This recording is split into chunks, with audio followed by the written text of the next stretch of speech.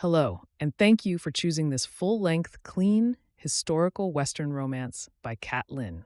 We are so happy to have you with us today.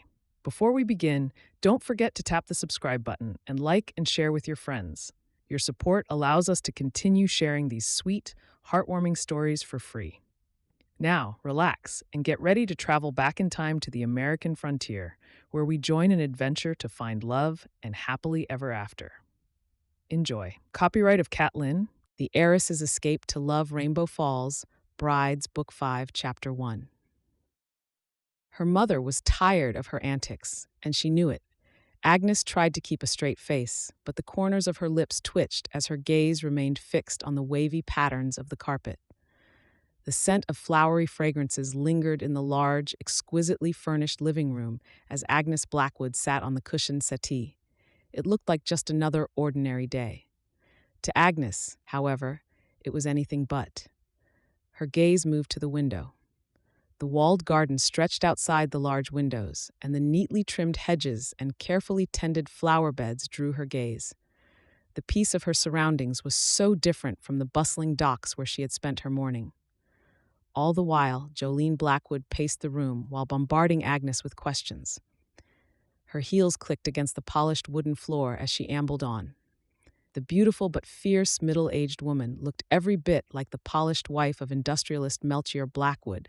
Her red, silk, high-necked, ankle-length dress was cut to match her skin personally, and her equally red hair was packed into a royal chignon.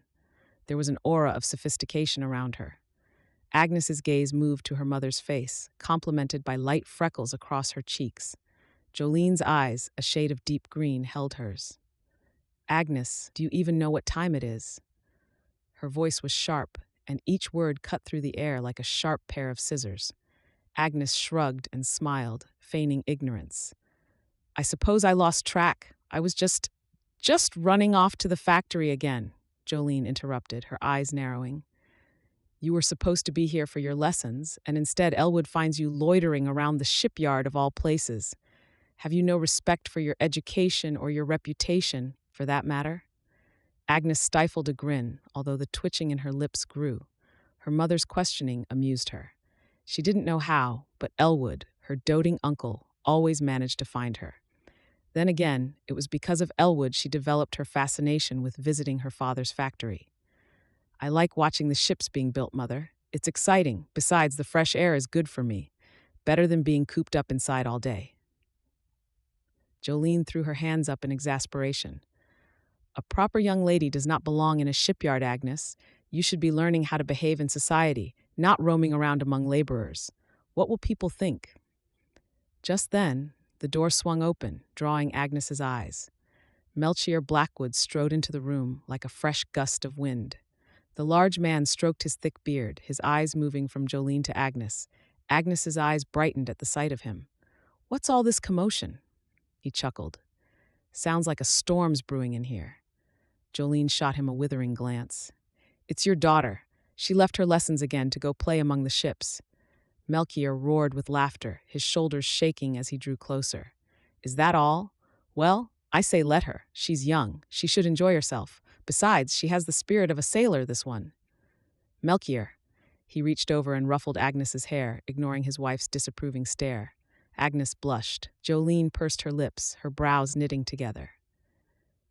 "She is supposed to be preparing for marriage, Melchior. She needs to learn how to behave like a lady. How will we ever find her a suitable match if she spends all her time at the shipyard?" Agnes smirked. It was a constant argument between her parents, and it never ceased to amuse her. Her mother was a stern traditionalist, and her father was carefree and doting. She knew where her loyalties lay, and it certainly wasn't with lessons and etiquette. Melchior waved it off, shrugging. "Oh, let her be. She can get married later, when she's good and ready, and ready. Right now, she should be enjoying herself.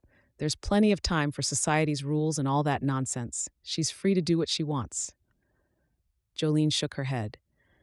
"Dear, you are spoiling her. She needs to learn responsibility and decorum. If she keeps running off like this, she'll never find a respectable husband. Mark my words." Agnes leaned back against the settee, crossing her arms with a contented smile. She had no interest in becoming the perfect socialite. She didn't want a respectable husband. What she wanted lay further west, even though her parents didn't know it. Melchior winked at her. "Don't you worry now, you'll find your way. Just keep doing what makes you happy." She watched as her father then turned to Jolene and walked over to her, pulling her into an embrace. A mischievous grin played on her lips. "Let the girl be. She's got her whole life ahead of her. There's no need to rush her into anything," Jolene sighed. "Fine, but Agnes, you must promise me you'll take your lessons seriously. Just try to be a little more respectable. For my sake, at least." Agnes nodded, trying hard to keep her lips from twitching. "Of course, Mother, I'll do my best." "Wonderful, that's all settled. You should go take some rest, Jolene. I'll be heading out with my brother after lunch. This time, I'll make sure Agnes stays put." "Please do." As her father wrapped an arm around her shoulders and led her toward the door, she giggled to herself. When they reached the foot of the stairs, her father turned to her and patted her hair, smiling warmly. "You've gone and done it again." "I can't help it, Father. The shipyard fascinates me." "I know. One day I'll be too old to handle things. I want you to carry on with my legacy. But until then, do as your mother says and be the respectable young woman she wants to see." "Yes, Father," Agnes said, nodding. Melchior pulled Agnes into a tight, warm hug, a trademark of his. Agnes endured having the air squeezed from her lungs and chose instead to revel in her father's comforting warmth. After long moments, he released her. She drew in a heavy breath while managing to return his grin. "I'll see you at lunch, my little sailor." "See you at lunch, Father." Agnes bounded up the stairs with a bounce in her step. Remembering the events of the morning only made her grin wider. Her mother's stern demeanor was nothing new, and Agnes knew exactly how to diffuse it, with a touch of good-natured humor and a retreat to her room. It always worked. This time, her father helped. As she closed the door behind her, Agnes laughed to herself. Her mother's fussing was like a well-rehearsed play. She could almost predict each line. "Proper young ladies don't do this, Agnes. You must think about your reputation, Agnes." "What will people think, Agnes?" Agnes rolled her eyes at the thought. All her mother cared about was appearances, but what she yearned for was different. She threw herself onto her bed, the soft quilt billowing around her as she landed. Staring up at the ceiling, Agnes let her imagination wander. What would it be like to leave this stifling town with its manicured lawns and proper manners and head west? Out there, it was all vast open spaces and rugged cowboys, the kind she'd read about in books and seen in the papers. She imagined being free to live as she chose, not cooped up in rooms, sipping tea and practicing etiquette. She closed her eyes and pictured herself in a town out west as the heat beat on her face and the dust swirled through her hair. In her mind, a cowboy rode beside her. Heat crept up her cheeks as she imagined a strong jaw and rugged handsomeness. They'd spend their days working on the ranch and their nights by the fire. Agnes giggled, her chest swelling. That was the life she wanted, not this one, but daydreams only went so far. She needed a way out. Something came to Agnes's mind, and her eyes shot open. She sat up and reached under her mattress where she kept her most secret possessions. Among the pressed flowers and the tiny sketches she'd made of ships, she found the folded newspaper she'd hidden the day before. Other than the wrinkles from the fold, it was pretty new. She read the name for the umpteenth time, the Matrimonial Times. A smile curled her lips, and she hit the paper. This was her way out. She'd heard about it from one of the maids who had relatives out west and had gotten herself a copy. Due to her mother hovering around her, she didn't have a chance to read it. Until now. Agnes carefully unfolded the paper, her fingers smoothing out the creases. The Matrimonial Times was filled with advertisements from men seeking wives. Some were farmers, others were miners, and a few were ranchers. As Agnes scanned the columns, her heart began racing. This was a big step. If her parents found out, even her father wouldn't let it pass. But she couldn't be dissuaded. This was what she wanted. Even with her determination, questions still clouded her mind as she went through the paper's contents. How would she know what she was looking for? How would she select someone? Marriage wasn't a mild task, and she knew it. If there was anything she learned from her mother, it was that it was a lifelong commitment. Anything could happen. Then she saw it. Sherman Whitfield, logger, seeks a kind-hearted woman to marry, owns a small homestead and is ready to start a family, must be able to care for a family and a home. Write 17A, County Post Office, Rainbow Falls. It was the name that caught her attention first. Sherman Whitfield. There was something about it that made her smile. It was a beautiful name. Even though he was a logger and not a cowboy, Agnes felt drawn to him. Agnes Whitfield. Her face grew warm. The name flowed out of her lips, and to her, it was perfect. He was perfect. Grinning to herself, she fetched her ink and paper and began to write. Chapter 2. Rainbow Falls wasn't the small hamlet in a corner of the world Sherman Whitfield knew any longer. Sherman sat in his buggy, reins in hand, as the last rays of the evening sun painted the sky in shades of pink and orange. The rhythmic clip-clop of his horse's hooves echoed down the quiet main street of Rainbow Falls. He could catch a glimpse of the silhouette of yet another new, tall building on the horizon. It wasn't much to look at yet, as it was still a skeleton of wood and timber, but it wouldn't be like that forever. Rainbow Falls had changed since he'd last been here. The town was still small, but new businesses were sprouting up. More people were beginning to settle in. The saloon had a fresh coat of paint, and the general store further ahead was bustling with customers even at this hour. As his buggy passed by, he tipped his hat to the folks who recognized him. He glanced around. There were others. Even the clinic was bigger than he remembered. Houses lined the street, some newer than others, and each was a sign that the times were changing. The new growth would need a lot of lumber. Sherman turned back to gaze at a building down the road one final time. It stood a few meters taller than most buildings around it, and a signboard dangling in the breeze described what the building was: Whitfield Lumber and Logging. That building, which had its outline crisp against the twilight, was the framework for Sherman's logging business. But to Sherman, it was a symbol of everything he'd worked for. He'd had a long day of shifting between inspecting his new office and trying to acquire the deeds for his new business. At last, everything was ready. The rolled-up deeds lay neatly tucked in his saddlebag, and he tapped them with his gloved hand. A grin lit his face, and he nodded. He'd labored hard enough. With those papers, he had official permission to begin cutting trees outside of town. The land stretched for miles, dense with pine and oak, ready to be felled and turned into lumber. Logging was no simple task, and he knew it.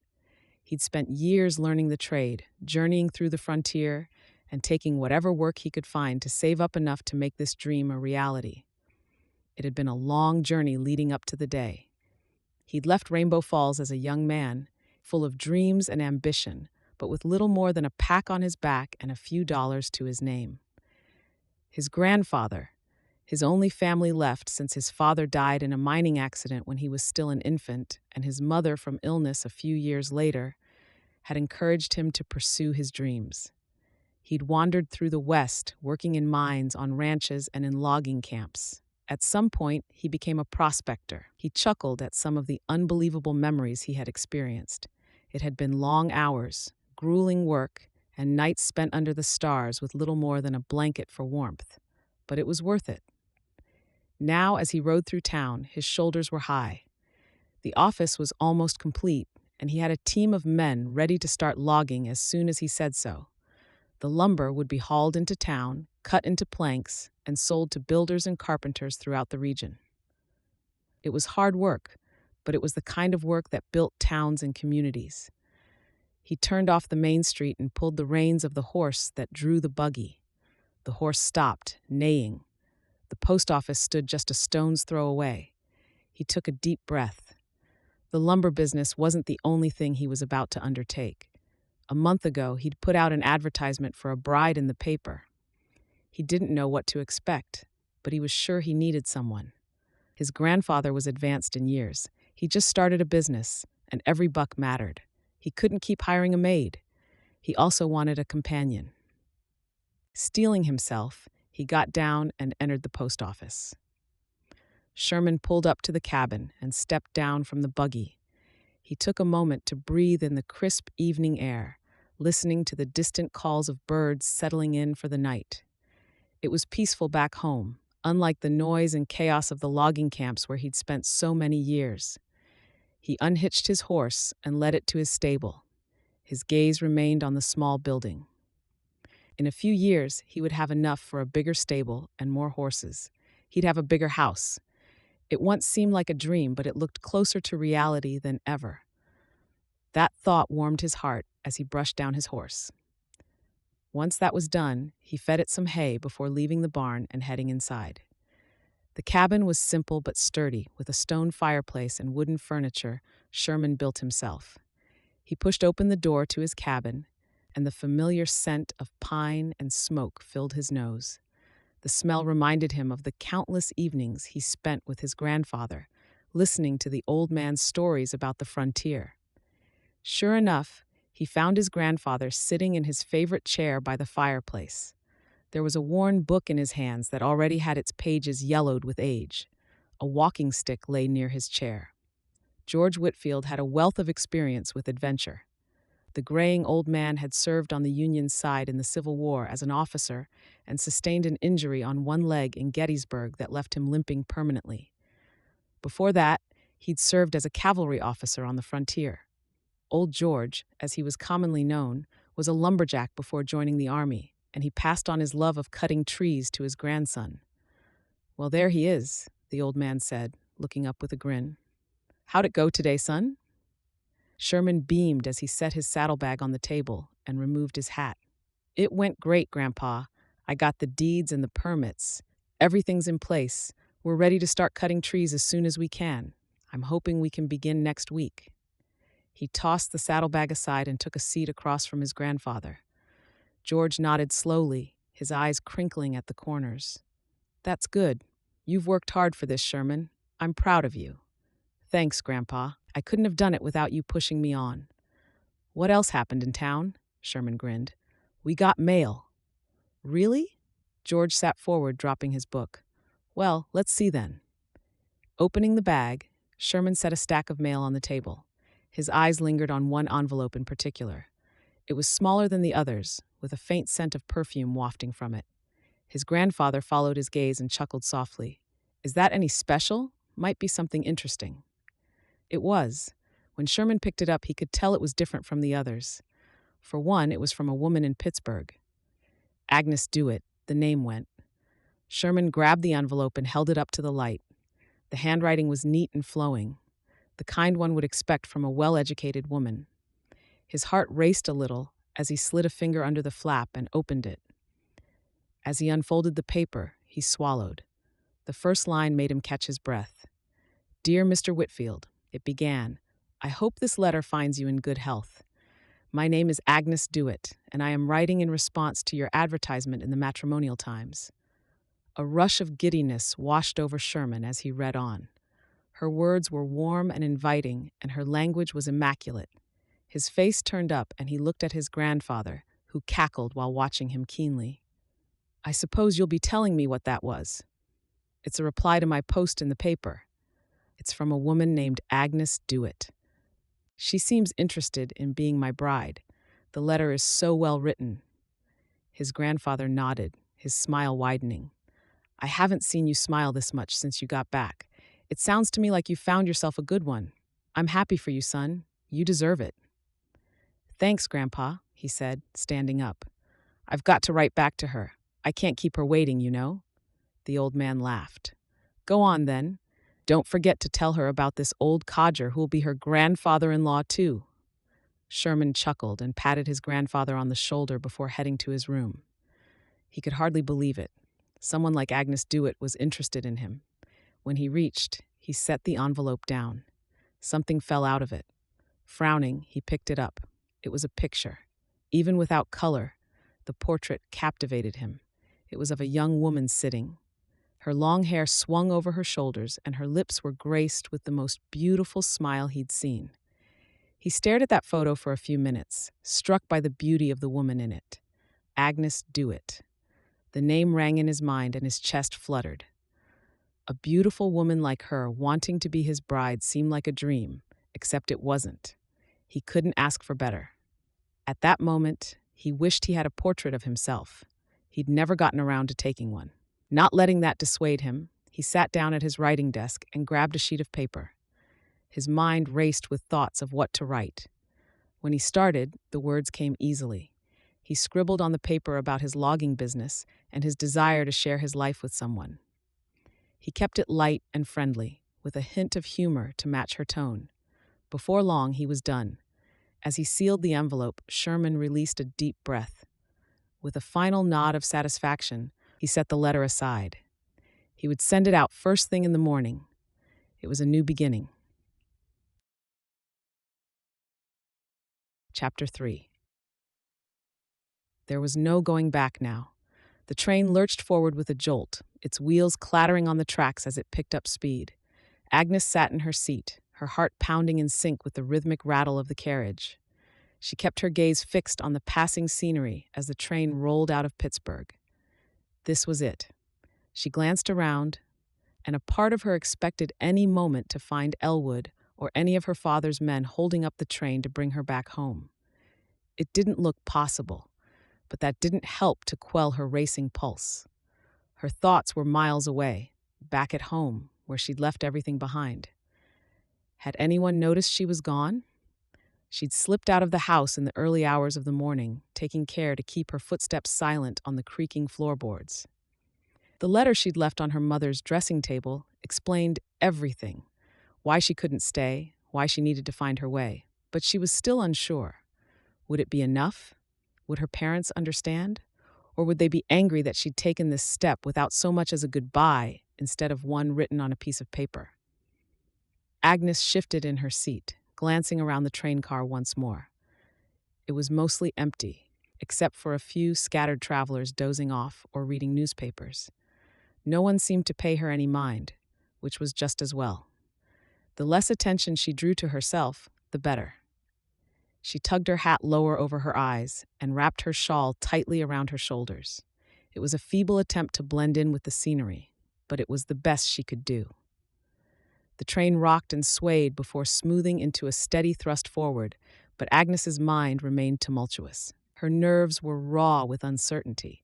She'd never traveled this far from home. Before she discovered the matrimonial times, she dreamed of seeing the West. Yet she didn't ever think of venturing beyond the familiar streets of her town on her own. Leaving Pittsburgh was a bold step toward the life she'd always dreamed of. Perhaps it was too bold. Was it worth it? She leaned back. She was journeying to a place where she could be free to explore, breathe, and live without worrying about meeting expectations.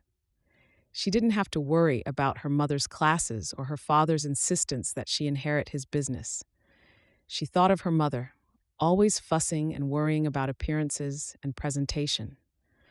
Would she understand why Agnes couldn't stay and be the proper young lady she was supposed to be? And would her doting father, who had always encouraged her curiosity, support her decision? Or would he be hurt that she hadn't said goodbye in person? Agnes closed her eyes and took a deep breath, focusing on the scent of coal pervading the air and the distant echoes of the train's whistle. Rainbow Falls was still days away, but the thought of it made her insides tingle. From what she read about the town, it was a small town, just a speck on the map, but it was where Sherman Whitfield, the man who would be her husband, lived. She would be marrying a logger and experiencing the wild beauty of the West, which she'd always wanted to see. It was everything Agnes wanted. But what if she was wrong? What if this adventure she'd set out on led to disappointment? What if Sherman wasn't the man she thought he was? The doubts gnawed at her, causing a twist in her stomach. It was a gamble, and she knew it. But wasn't that what life was about? Taking risks and hoping for the best? That was how her father had built his fortune, after all. It was something he never stopped reminding her of. Agnes opened her eyes and glanced out the window, watching the landscape shift and change. The buildings gave way to rolling hills, which in turn gave way to vast open plains that stretched into the horizon. Her widening eyes remained fixed on the sight. This was a world she'd only read about in books and imagined in her daydreams. Now she was living it. The reality of it was both thrilling and terrifying. Agnes swallowed past the lump in her throat and blinked back tears, which finally threatened to escape her eyes. This was her choice, and she had to see it through. The letter she'd left behind explained it all. She hoped her parents would understand and probably forgive her for the worry she'd caused. But she couldn't turn back now. No, not when she was so close to the life she wanted. The train rumbled on, carrying her farther south. Rainbow Falls awaited. A loud screech pierced through the air, jolting Agnes awake from her uneasy slumber. She blinked a few times and wiped a smudge of drool from the corner of her mouth before realizing the train was slowing down. As it groaned to a halt, she glanced outside. Had they reached Rainbow Falls? Biting her lower lip, she stood and grabbed her trunk. It was the only one she could manage to smuggle away from home. She hoisted it onto her shoulder before climbing out of the train, her eyes darting around the small platform. A sign nearby confirmed it. She had indeed reached her destination. With a giddy step and a smile brightening her face, she stepped onto the platform. Her smile was wide as she scanned the crowd for any sign of Sherman Whitfield. The platform was sparse, with a few families greeting relatives and a couple of freight handlers going about their business. A chill traveled through her spine. What if he wasn't here? She'd never seen a picture of him, and she only had his descriptions to guide her. He'd mentioned he had a beard, was tall with broad shoulders, and had dark hair. But what if she'd misunderstood? What if she was looking for the wrong man? It was impossible. Her breathing quickened as the crowd began to thin. A sickening feeling clawed at her chest, and the dread of being stranded in this unfamiliar town seized her by the throat. She clutched her trunk tighter, her heart racing. Just when she was about to give up and find a place to sit and wait, a gentle hand touched her shoulder. She turned, and her breath caught in her throat. Wow! The man before Agnes matched Sherman's description perfectly. He was indeed tall and broad-shouldered, with a thick beard that framed a strikingly handsome face.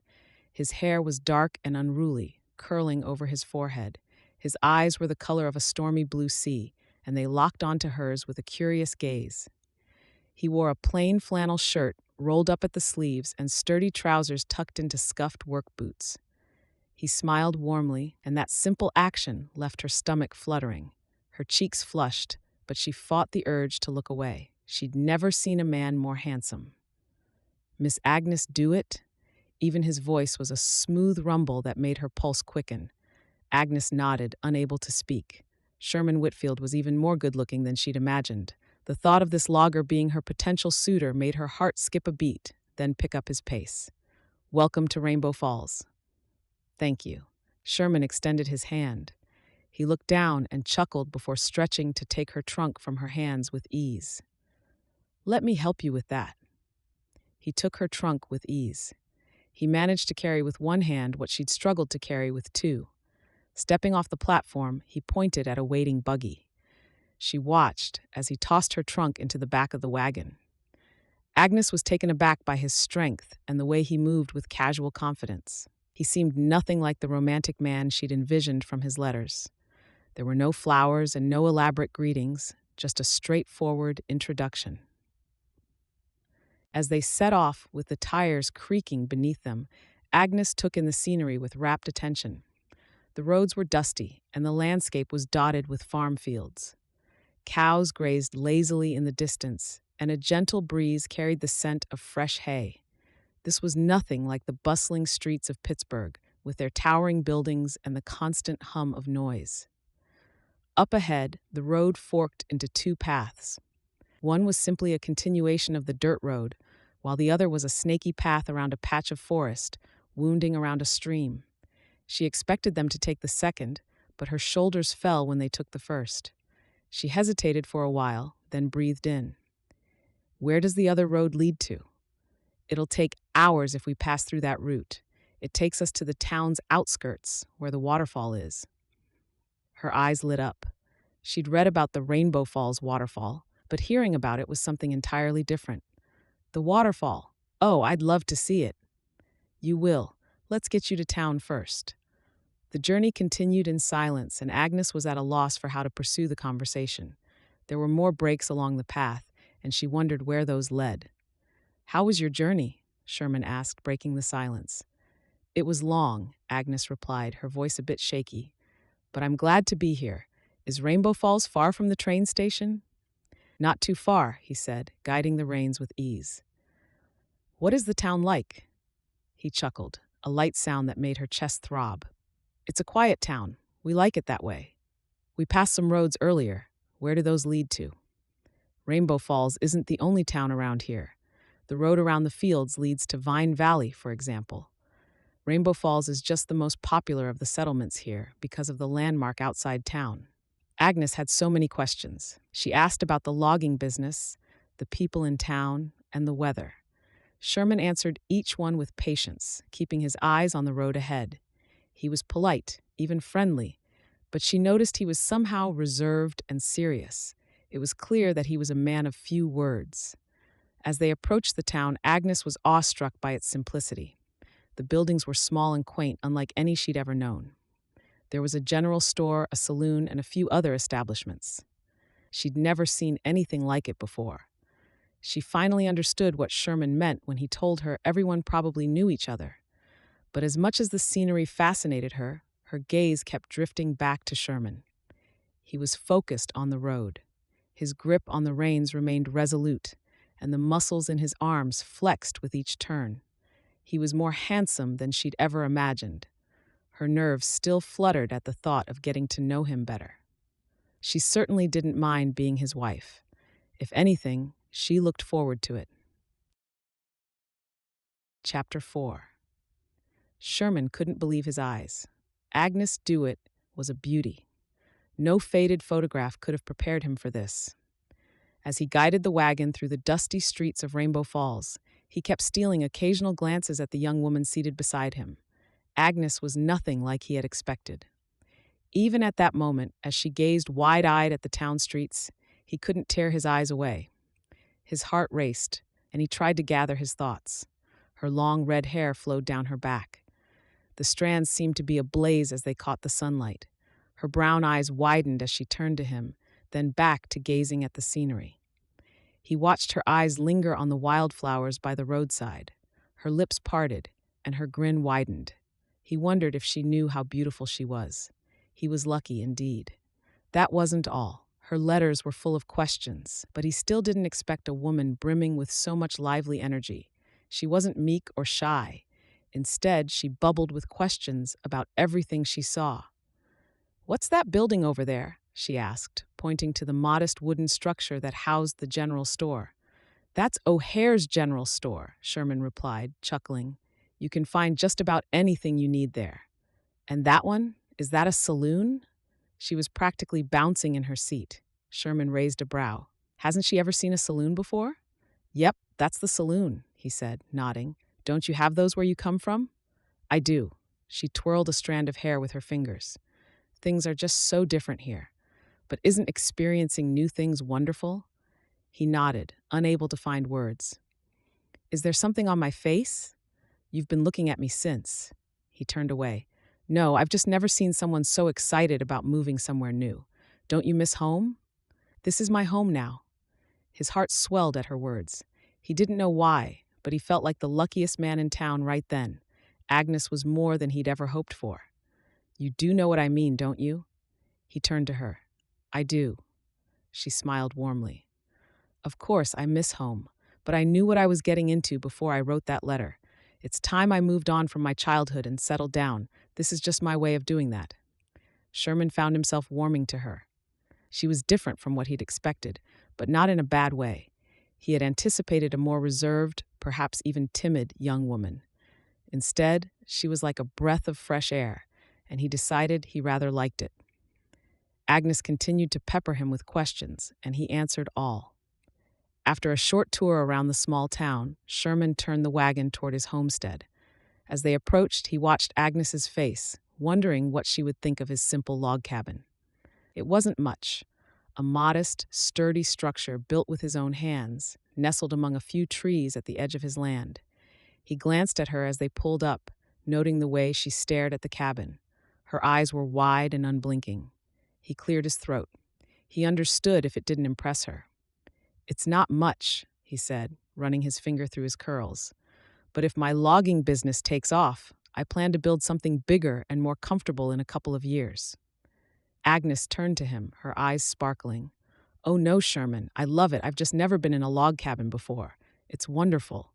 Her words took him by surprise, and warmth washed over him.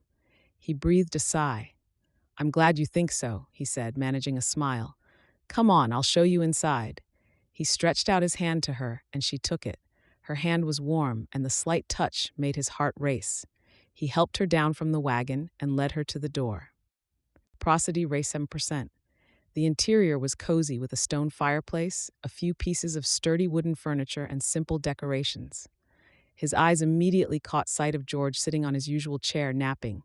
A book rested on his chest.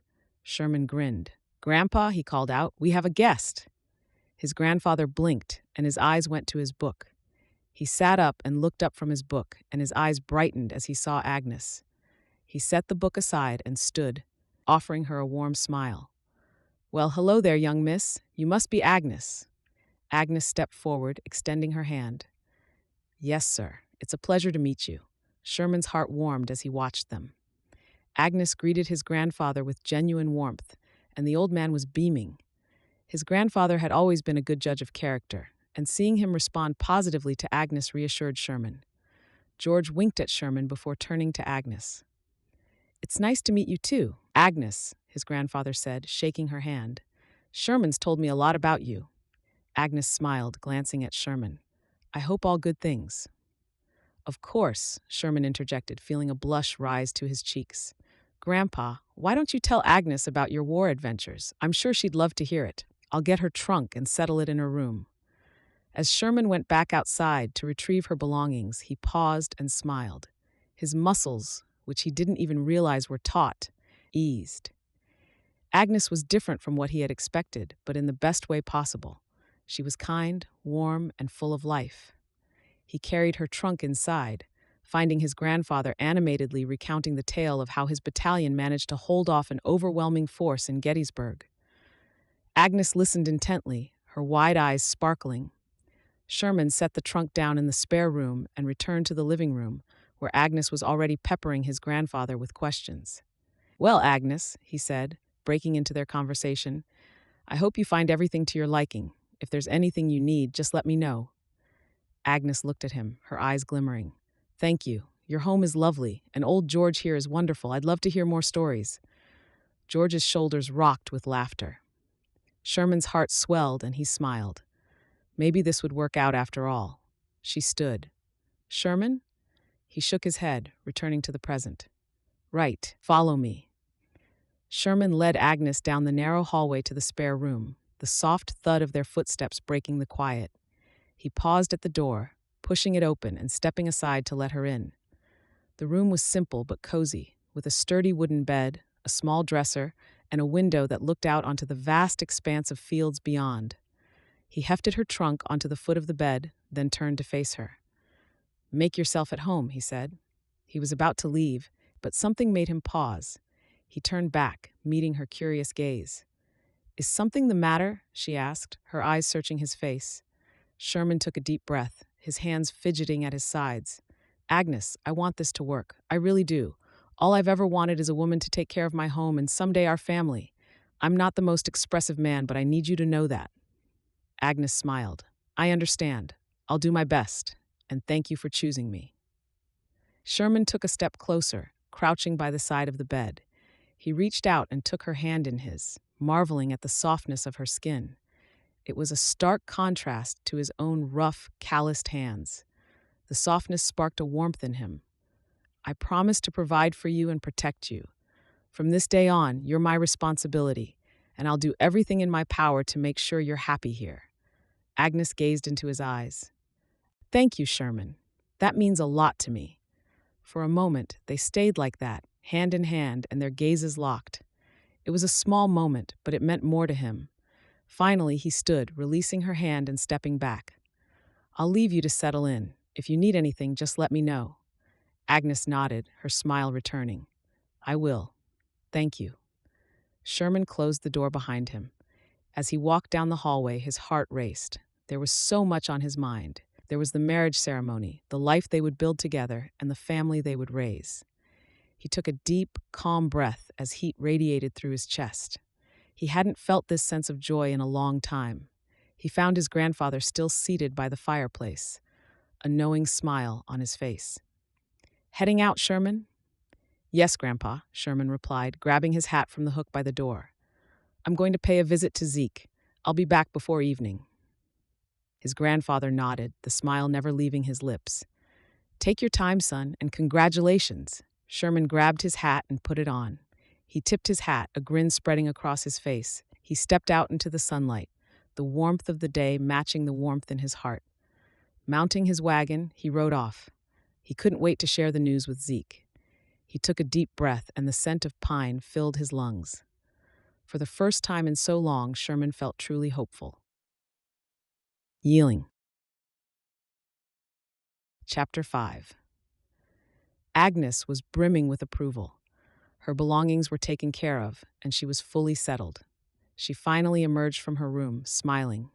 She glanced around the unfamiliar surroundings. She wasn't in Pittsburgh anymore. Somehow, she felt a bit out of place in the quaint log cabin. She took a deep breath. Maybe a small tour of the house would help. She familiarized herself with her new surroundings. The cabin was simple, yet it exuded a warmth that she found comforting. She wandered through the small living room, noting the worn but sturdy furniture, the stone fireplace, and the shelves lined with books and knickknacks. As she moved through the house, she noticed that it could use a bit of cleaning. Dust had settled on some surfaces, and there were a few cobwebs in the corners. It was understandable. From what she could gather, Sherman was a busy man indeed. His grandfather was too old for chores. Agnes grinned. Determined to make a good impression, she decided to tackle the cleaning. She began searching for something to clean with. However, as she looked around for cleaning supplies, she realized she had no idea where to start. She stood rooted to the spot, a sinking feeling deepening in her. Growing up as the daughter of a shipbuilding magnate, she had been sheltered from household chores. She never needed to work or learn how to maintain a home. How would she handle this? Agnes shook her head. She had to start from somewhere. After searching for a few more minutes, she finally found a broom and a dustpan. She beamed, but that soon faded away. She was completely lost as she stared at them. How did sweeping go again? Grabbing the broom and dustpan, she began sweeping, or at least trying to. At first, she tried to tackle the cobwebs. Dust blew against her face as she dragged the broom against the wooden walls. Coughing, she tried to wave the dust away. She put the idea of taking care of the cobwebs aside. She would try something else. Sweeping should be easy. Bursting with energy, she attempted to sweep the floor. She soon stopped when she ended up scattering more dust than she had collected. Heaving, she dropped the broom and wiped the beads of sweat gathering on her brows. She placed her hand on her hips, gazing at the dusty floorboards. Maybe it was a bad idea. Frustrated, she gave up on cleaning and decided to try something else. Her stomach growled, reminding her that it was close to dinner time.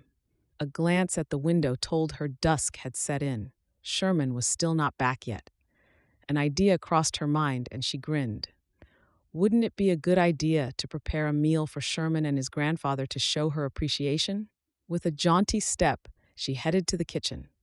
There, in the pantry, she found an array of foodstuffs. She stopped as she sifted through, realizing she was in over her head. She swallowed past the growing lump in her throat. Cooking was another skill she had never learned. She had always been served meals prepared by the family's cook, and the idea of making dinner herself was daunting. Determined not to give up, she decided to start with something simple. Potatoes. She found a sack of them in the pantry and took a few to the counter. She grabbed a knife and attempted to peel them, but nearly cut herself in the process. Her hands shook, and the knife slipped, making jagged cuts. The potatoes were improperly peeled, with chunks missing, and she sighed in frustration. Was this a bad idea? She shook her head. She would get this done. Undeterred, she moved on to cutting them, but again, her lack of experience showed. The pieces were uneven and oddly shaped, with some too thick and others too thin. Giving up, she dumped the pieces into a pot and filled it with water, placing it on the stove. She fumbled with the fire, finally managing to get it lit, but not without singeing her fingers.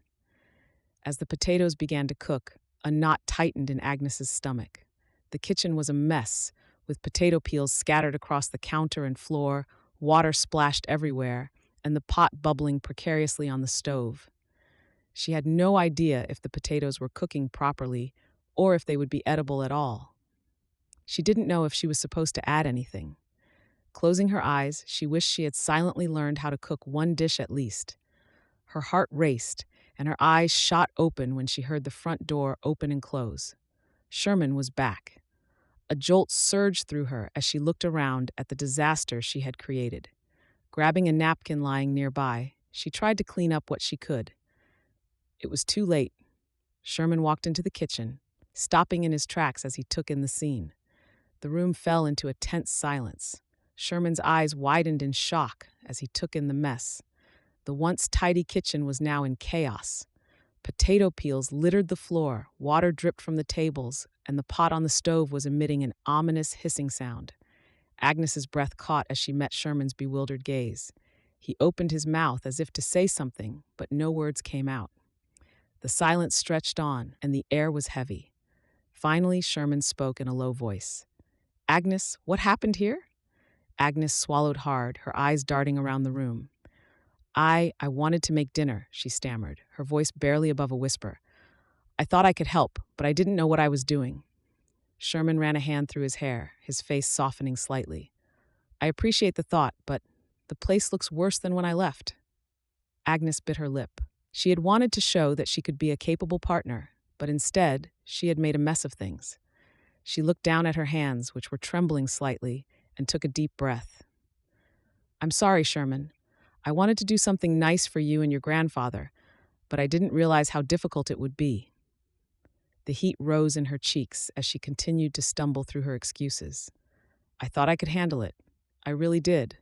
I didn't know it would be this difficult." Sherman walked to the middle of the kitchen. His eyes were drawn to the pot on the stove, and he sniffed the air. "Agnes," he said, his voice gentle but firm, "I think the dinner is burning." Agnes's eyes shot wide as she turned to the pot. "Oh no!" She rushed to the stove, but Sherman was quicker. He stepped forward, gently guiding her to the side and taking hold of the pot. He lifted it off the stove, wincing at the acrid smell of burnt potatoes. Setting the pot down, he turned to Agnes. Her shoulders had fallen, and she couldn't meet his gaze. "I'm so sorry," she said, her voice trembling. "I wanted to do something nice, but I've just made a mess of everything." Sherman offered her a warm smile. "It's all right. We all make mistakes, especially when we're trying something new. Why don't you go rest for a bit? I'll take care of dinner." "But," she started, but he shook his head. "You've had a long day. Get some. I'll handle this." Agnes hesitated, then nodded. Sherman's understanding and kindness made her feel better, if only a little.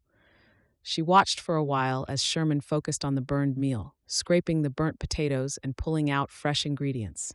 He chopped vegetables with swift movements, his gaze focused. Would she ever be able to do that? Agnes left the kitchen. Slow steps carried her to her room, where she settled in a chair. She closed her eyes, taking a deep breath and trying to calm her racing heart. She had a lot to learn. Dinner was a tense affair. As Agnes took her seat, her eyes widened at the sight of the steaming dishes. She let out a small sigh.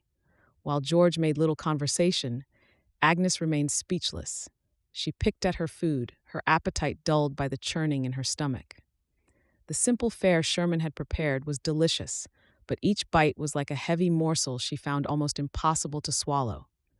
She forced herself to smile and respond when spoken to, though her heart wasn't in it. Sherman's eyes occasionally flicked toward her. Even when their eyes met, she couldn't hold his gaze. She wished she could read his thoughts. What did he truly feel about her disastrous attempt at cooking?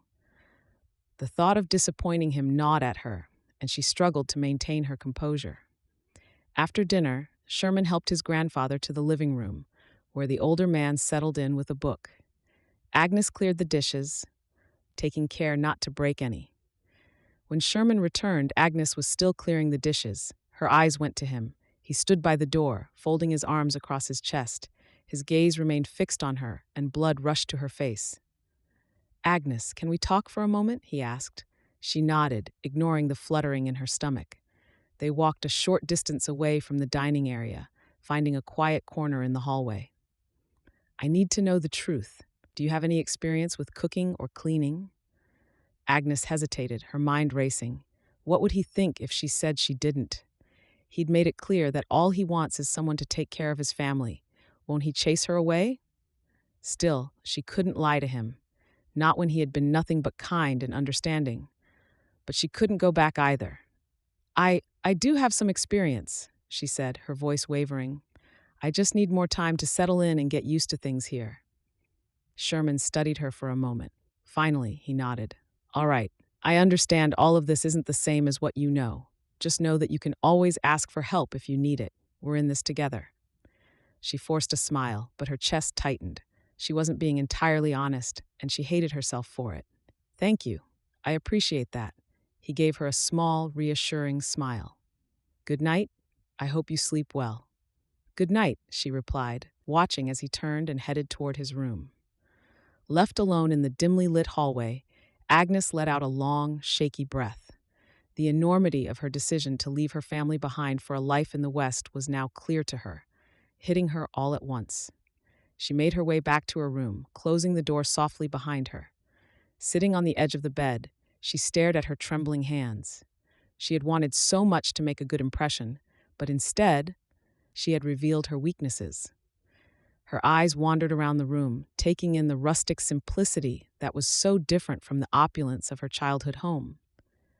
How am I going to handle this? She whispered to herself, her voice barely audible. Her thoughts drifted back to her life in Pittsburgh.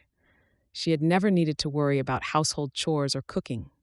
There had always been someone to take care of those things for her. Now, she was in a world where those skills were essential, and she felt woefully unprepared.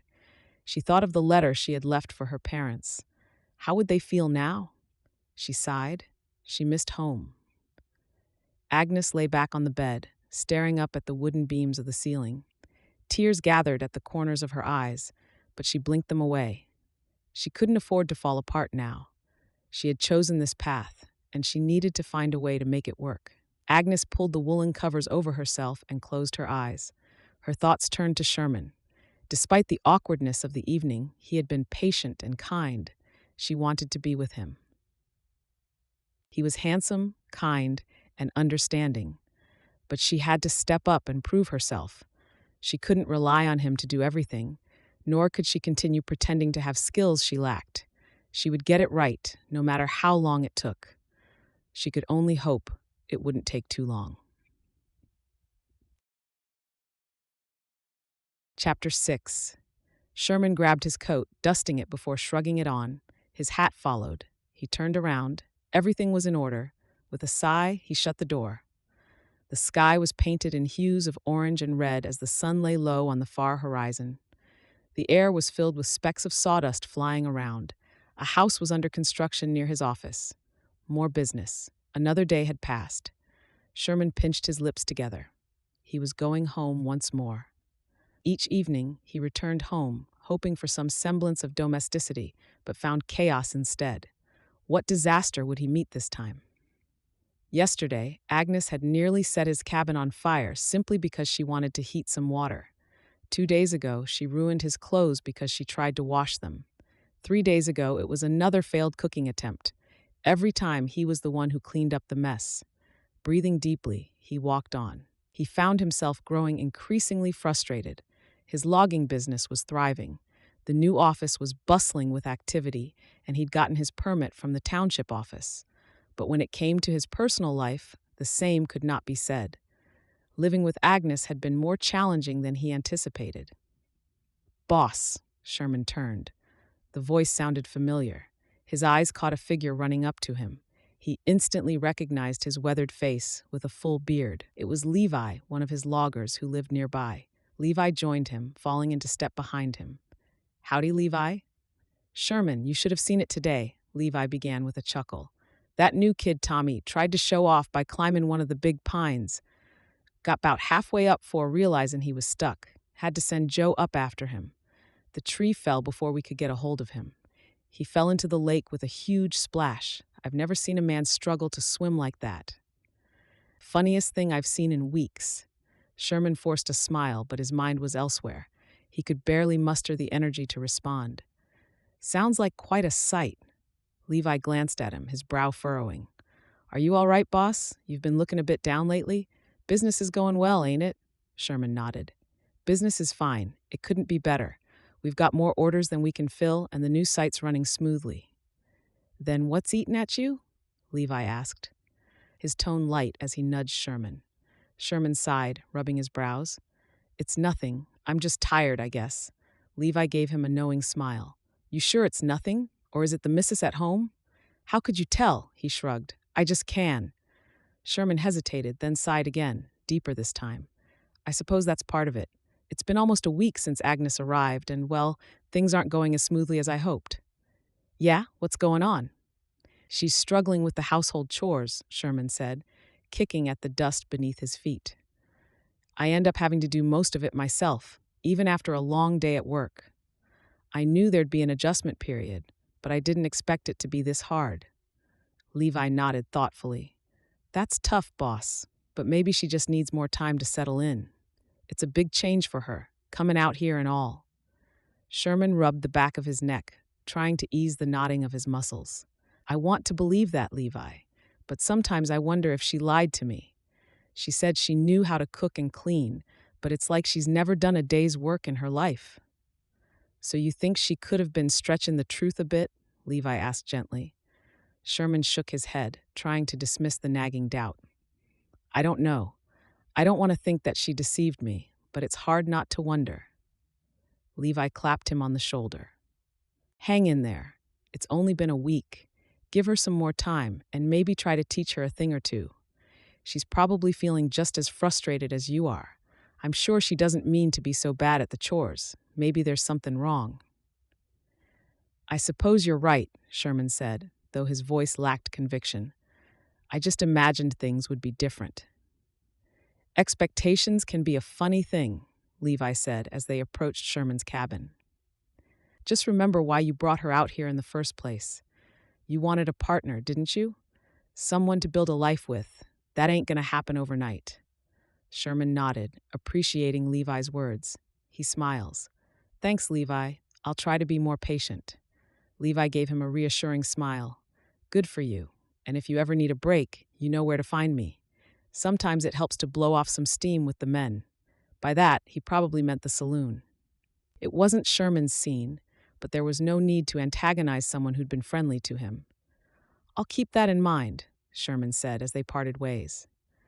As Sherman approached his home, he steeled himself for whatever state he might find it in. His heart sank as he pushed open the door.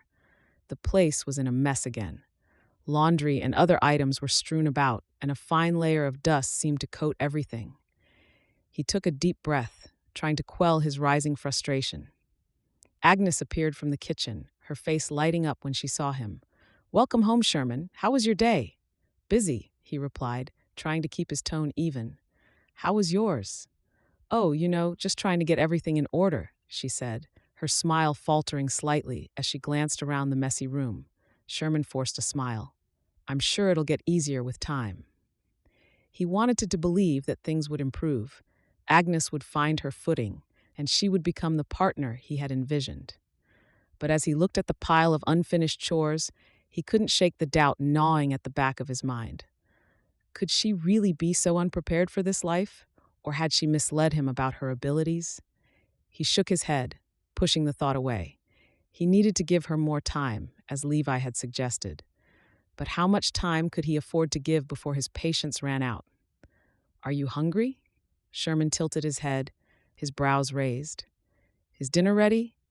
Yes, I've set the table, although George won't be joining us. He insisted on taking only fruits. Sherman rolled his eyes. Of course he did. Dinner at least was ready. Sherman headed to the kitchen. Agnes had set the table, and a steaming pot sat in the center. The sight of her effort made his chest tighten. He forced a smile as he walked into the kitchen. She was trying, at least. He sniffed the air and wished he hadn't. He could only hope the food tasted better than it looked and smelled. It looks nice, he said through clenched teeth. Sherman sat down to eat. He turned to her, noticing she was still standing. Aren't you hungry? I'll eat once I'm ready. I just wanted to know how I did. Sherman's gaze narrowed. Shrugging, he dug in. As he took his first bite, he struggled to hide his reaction. His brows creased. The food was almost inedible. The meat was overcooked and tough. The vegetables were underseasoned, and the gravy was a watery mess. He swallowed with difficulty, forcing himself to take another bite, but it was of no use. His face squeezed, pulling into a frown despite his best efforts. Agnes watched him with wide eyes, hovering over him. Is it not good?" she asked, her voice small. Sherman set his fork down. He'd had it. He couldn't take it any longer. "Agnes, this is the worst meal I've ever had." He turns to her, his gaze hardening. "I can't even pretend it's okay." Her face fell, and her eyes filled with tears. "I'm sorry, Sherman. I'm trying. I really am." "Trying? It's been almost a week, Agnes." He exploded, pushing his plate away. "You told me you could cook and clean, but every day I come home to a mess and food I can't eat. What am I supposed to think?" I thought I could manage," she stammered, her voice trembling. "I didn't realize how hard it would be." "You didn't realize?" he scoffed, standing up abruptly. "Did you lie to me, Agnes? Did you come all this way just to play house without any clue how to keep one?" Her tears spilled over, and she shook her head vehemently. "No, I didn't lie. I didn't know how different it would be here. I wanted to be the wife you needed, but I'm struggling. Please give me more time." "Time?" His voice grew icy. "How much more time, Agnes? How long do I have to wait for you to figure out how to be a partner?" "I don't know," she whispered, her shoulders shaking with sobs. "I'm doing my best." Her tears stung Sherman, but he buried the feeling beneath his anger and disappointment. "Your best isn't good enough," he said harshly. "I need someone who can help me, not make my life harder." With that, he stalked off, his footsteps heavy on the wooden floor. He didn't look back as he left the room, leaving Agnes alone at the table, her sobs echoing. In the bedroom, Sherman paced back and forth. His heart hammered against his ribs, and his mind swirled. He had pictured being with someone who would help with his burdens. Instead, it felt like he had taken on another responsibility. He sank onto the edge of the bed, his head in his hands. How had everything gone so wrong? He had been so excited to bring Agnes here and start their life together. But now, that seemed like a distant dream. Lying on the bed, he sighed. Maybe he was too harsh. He couldn't fault her for trying. It still frustrated him to see things out of order, but he gave in to his rage. A pit grew in his rumbling belly. He had to make things right. Rising, Sherman came out of his room. His heart grew heavy as he crossed the hallway. He soon found himself standing outside the door to Agnes's room. He took a deep breath, steeling himself to face her again. The house was quiet, save for the occasional creak of the wooden floorboards and the distant hoot of an owl. He knocked softly. "Agnes, can we talk?" he called gently. After a moment, the door opened a crack, revealing Agnes's tear-streaked face. Her eyes were red and puffy, but she nodded and stepped aside to let him in. The sight of her made his throat tighten. He found it hard to meet her gaze. He took a seat on the edge of the bed, motioning for her to sit beside him. She did, though hesitantly, her hands twisting nervously in her lap. He cleared his throat. "I'm sorry for what I said earlier. I shouldn't have lashed out at you like that. I was frustrated, but that's no excuse for being cruel." She looked up at him. "I understand. I know I've made things difficult for you." He shook his head, reaching out to take her soft hand. "We both came into this with expectations that haven't been met, but we need to be honest with each other if we're going to make this work." Agnes took a deep breath, her gaze dropping to their joined hands. "I have to admit something. I wasn't entirely truthful with you in my letters." Sherman's brow furrowed, but he kept silent, urging her to continue with a gentle squeeze of her hand. "I was raised by my aunt, as I told you, but she wasn't the kind of woman I described. She had a maid who did all the cleaning and cooking. I was sheltered, Sherman. I never had to learn how to do any of those things myself." Sherman's heart sank at her words. He had suspected there was more to her struggles than just adjusting to a new life, but hearing it confirmed was still a blow. He took a deep breath, trying to process the information. "So you don't know how to cook or clean because you never had to," he said slowly. Agnes nodded, tears welling up again. "I thought I could learn quickly, but it's been harder than I expected. I wanted to be the kind of wife you deserve, but I've failed." Sherman looked at her, sighing. She had come all this way, leaving behind everything she knew to start a new life with him. And she was honest. "Why didn't you tell me the truth from the start?" he asked, his tone softer now. "I was afraid you wouldn't want me if you knew," she whispered. "I thought I could handle it. Maybe I could learn fast enough to make up for it. But I see now that I was wrong." Sherman sighed, running a hand through his hair. "I won't lie, Agnes. This is a lot to take in. I wanted a partner who could help me build a home, and it's clear that's going to be more of a challenge than I thought." Her face crumpled at his words, and she looked away, biting her lip to hold back a sob. "But," he continued, his voice steadying, "I also see that you're trying. You left everything you knew to come here and be with me. That counts for something." Agnes looked back at him, her gaze flickering. "I'll keep trying, I promise. I want to learn. I want to be the wife you need." Sherman sighed deeply, his mind churning. Could he marry someone who couldn't take care of the basic needs of a household? Could he trust her to grow into the role he wanted for her? Sherman stood up. "Let's get some rest. We can talk more in the morning." As he left her room and closed the door behind him, Sherman leaned against the cold log walls and closed his eyes. He cared for Agnes and admired her bravery, but he also felt betrayed. Could they make this work? He clenched his fists. He needed to find a way to make this work. He couldn't afford to lose Agnes, but he couldn't put his future family at risk either.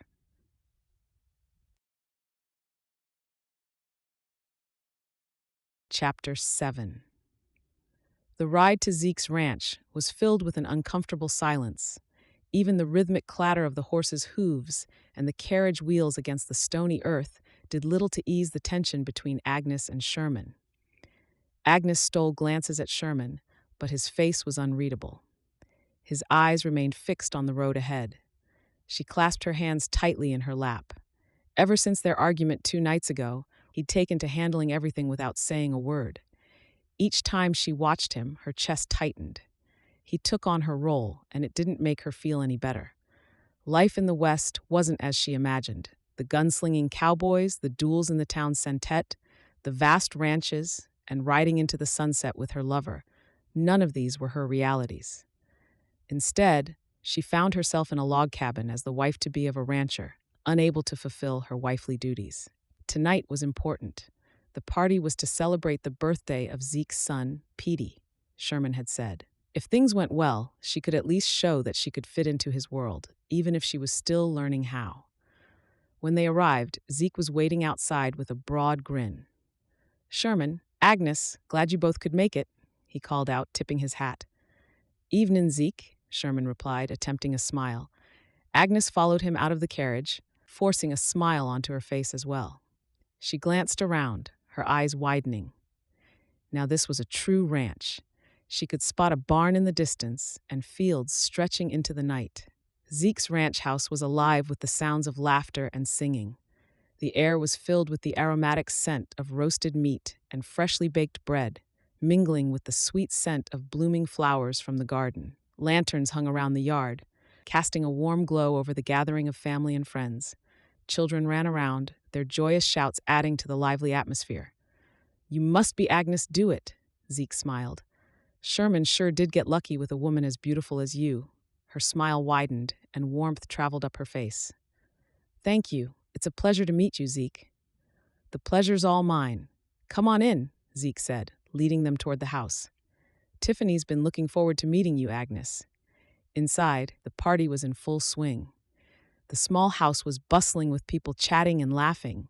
Somewhere in the house, someone strummed a fiddle while others sang a folk song. Agnes watched with interest. Her chest fluttered as memories of Pittsburgh came back. Even though this party was much different from the grand formal gatherings she was used to back home, something about it reminded her of home. "Agnes, this is my wife, Tiffany." Zeke's arm was around a woman with a kind smile and warm eyes. "Tiffany, this is Sherman's would-be bride, Agnes." Tiffany extended her hand, and Agnes shook it gratefully. "It's a pleasure to meet you, Agnes. I've heard so much about you." "I'm glad to meet you as well," Agnes replied. Tiffany's warm smile put Agnes at ease. Some of her nervousness ebbed away. Let's step outside for a moment, Tiffany suggested. It's a bit crowded here.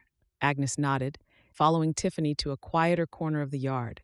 The evening air was cool and refreshing, and the noise from the party faded into the background. Zeke told me about you. How have you been handling things since you came to this town? Agnes's gaze grew distant. It's been hard. Sometimes I wonder if leaving home was a mistake. I understand how that feels. I know it can be overwhelming at first, Tiffany said gently. I came from life in a city too, and it was quite an adjustment. You lived in a city too? Agnes asked, her brows raised. Yes, I did. Tiffany nodded, a wistful smile playing on her lips. Madison, Georgia. I can almost picture the wide streets and the big buildings like I left yesterday. I miss the old life sometimes, the balls, the grand dinners, the city lights, but I wouldn't trade what I have now for anything. Zeke and I have built a good life here, and I've found happiness in ways I never imagined. How? Agnes fiddled with the edge of her dress. I've been struggling since I came here. I thought I could handle everything, but it's been so much harder than I expected. I don't know how to cook or clean properly. Sherman's been patient, but I can see his frustration. You were raised in a sheltered home, weren't you? Agnes's gaze fell.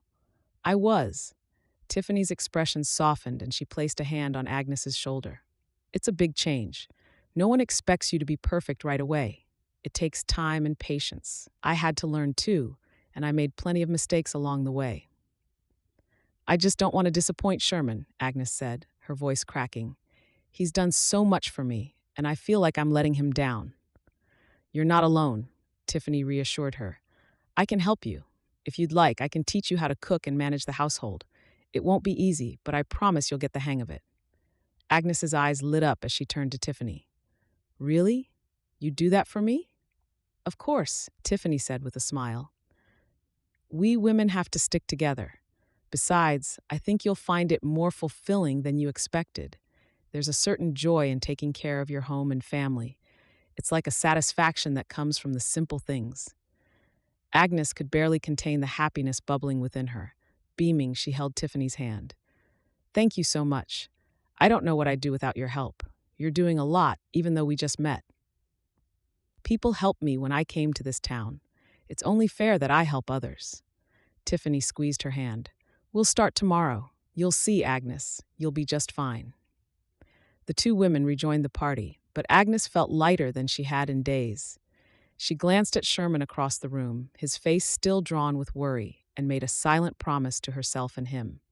She would work harder to be deserving of her role as his wife. Chapter 8. Are you all right? You look a little bit off. Sherman turned to Zeke, who straddled Petey in his hands. His gaze moved to Agnes, who was talking to Tiffany. The laughter and lively conversations faded into the background.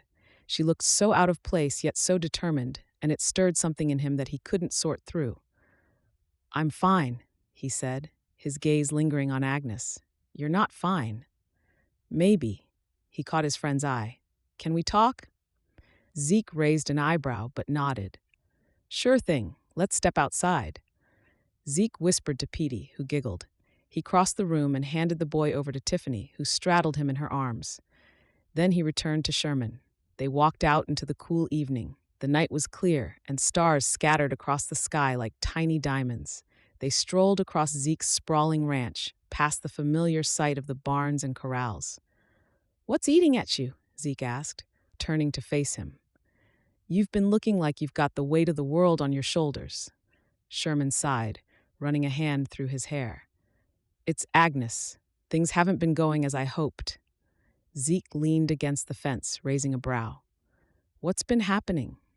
Is it still the same problem? Sherman took a deep breath, trying to find the right words. I thought she'd be able to handle things around the house, but it's been almost a week, and I'm still doing most of the chores. She can't cook. She can't clean. It's like she doesn't know how to do anything. I'm running a business. I need someone who can help take care of the home. Zeke's brows creased. Didn't she mention any of this in her letters? She said she was an orphan raised by her aunt. I assumed she knew how to manage a household, but it turns out she was sheltered. Her aunt had a maid, and Agnes never had to do any of that herself.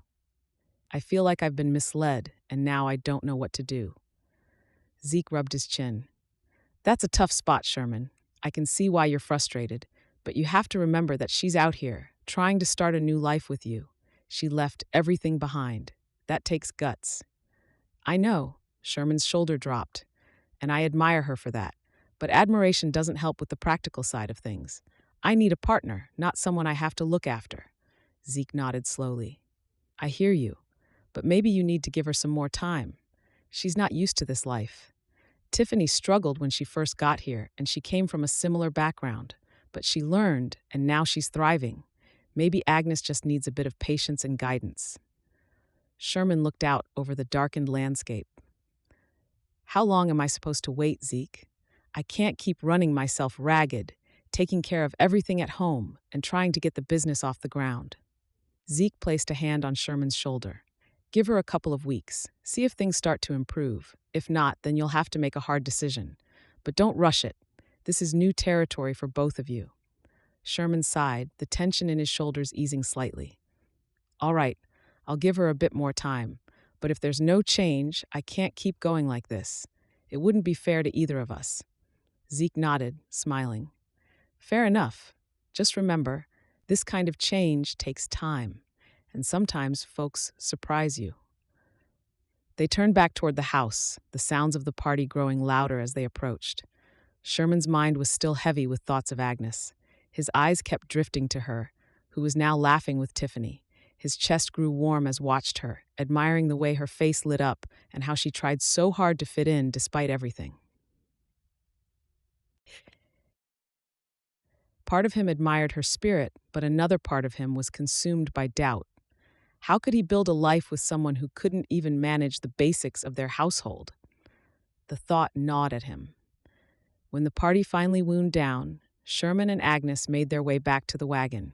The ride home was just as silent as the ride there, and the tension between them was palpable. He glanced at her, seeing the worry etched on her face, and sighed. As they pulled up to the cabin, Sherman helped Agnes down.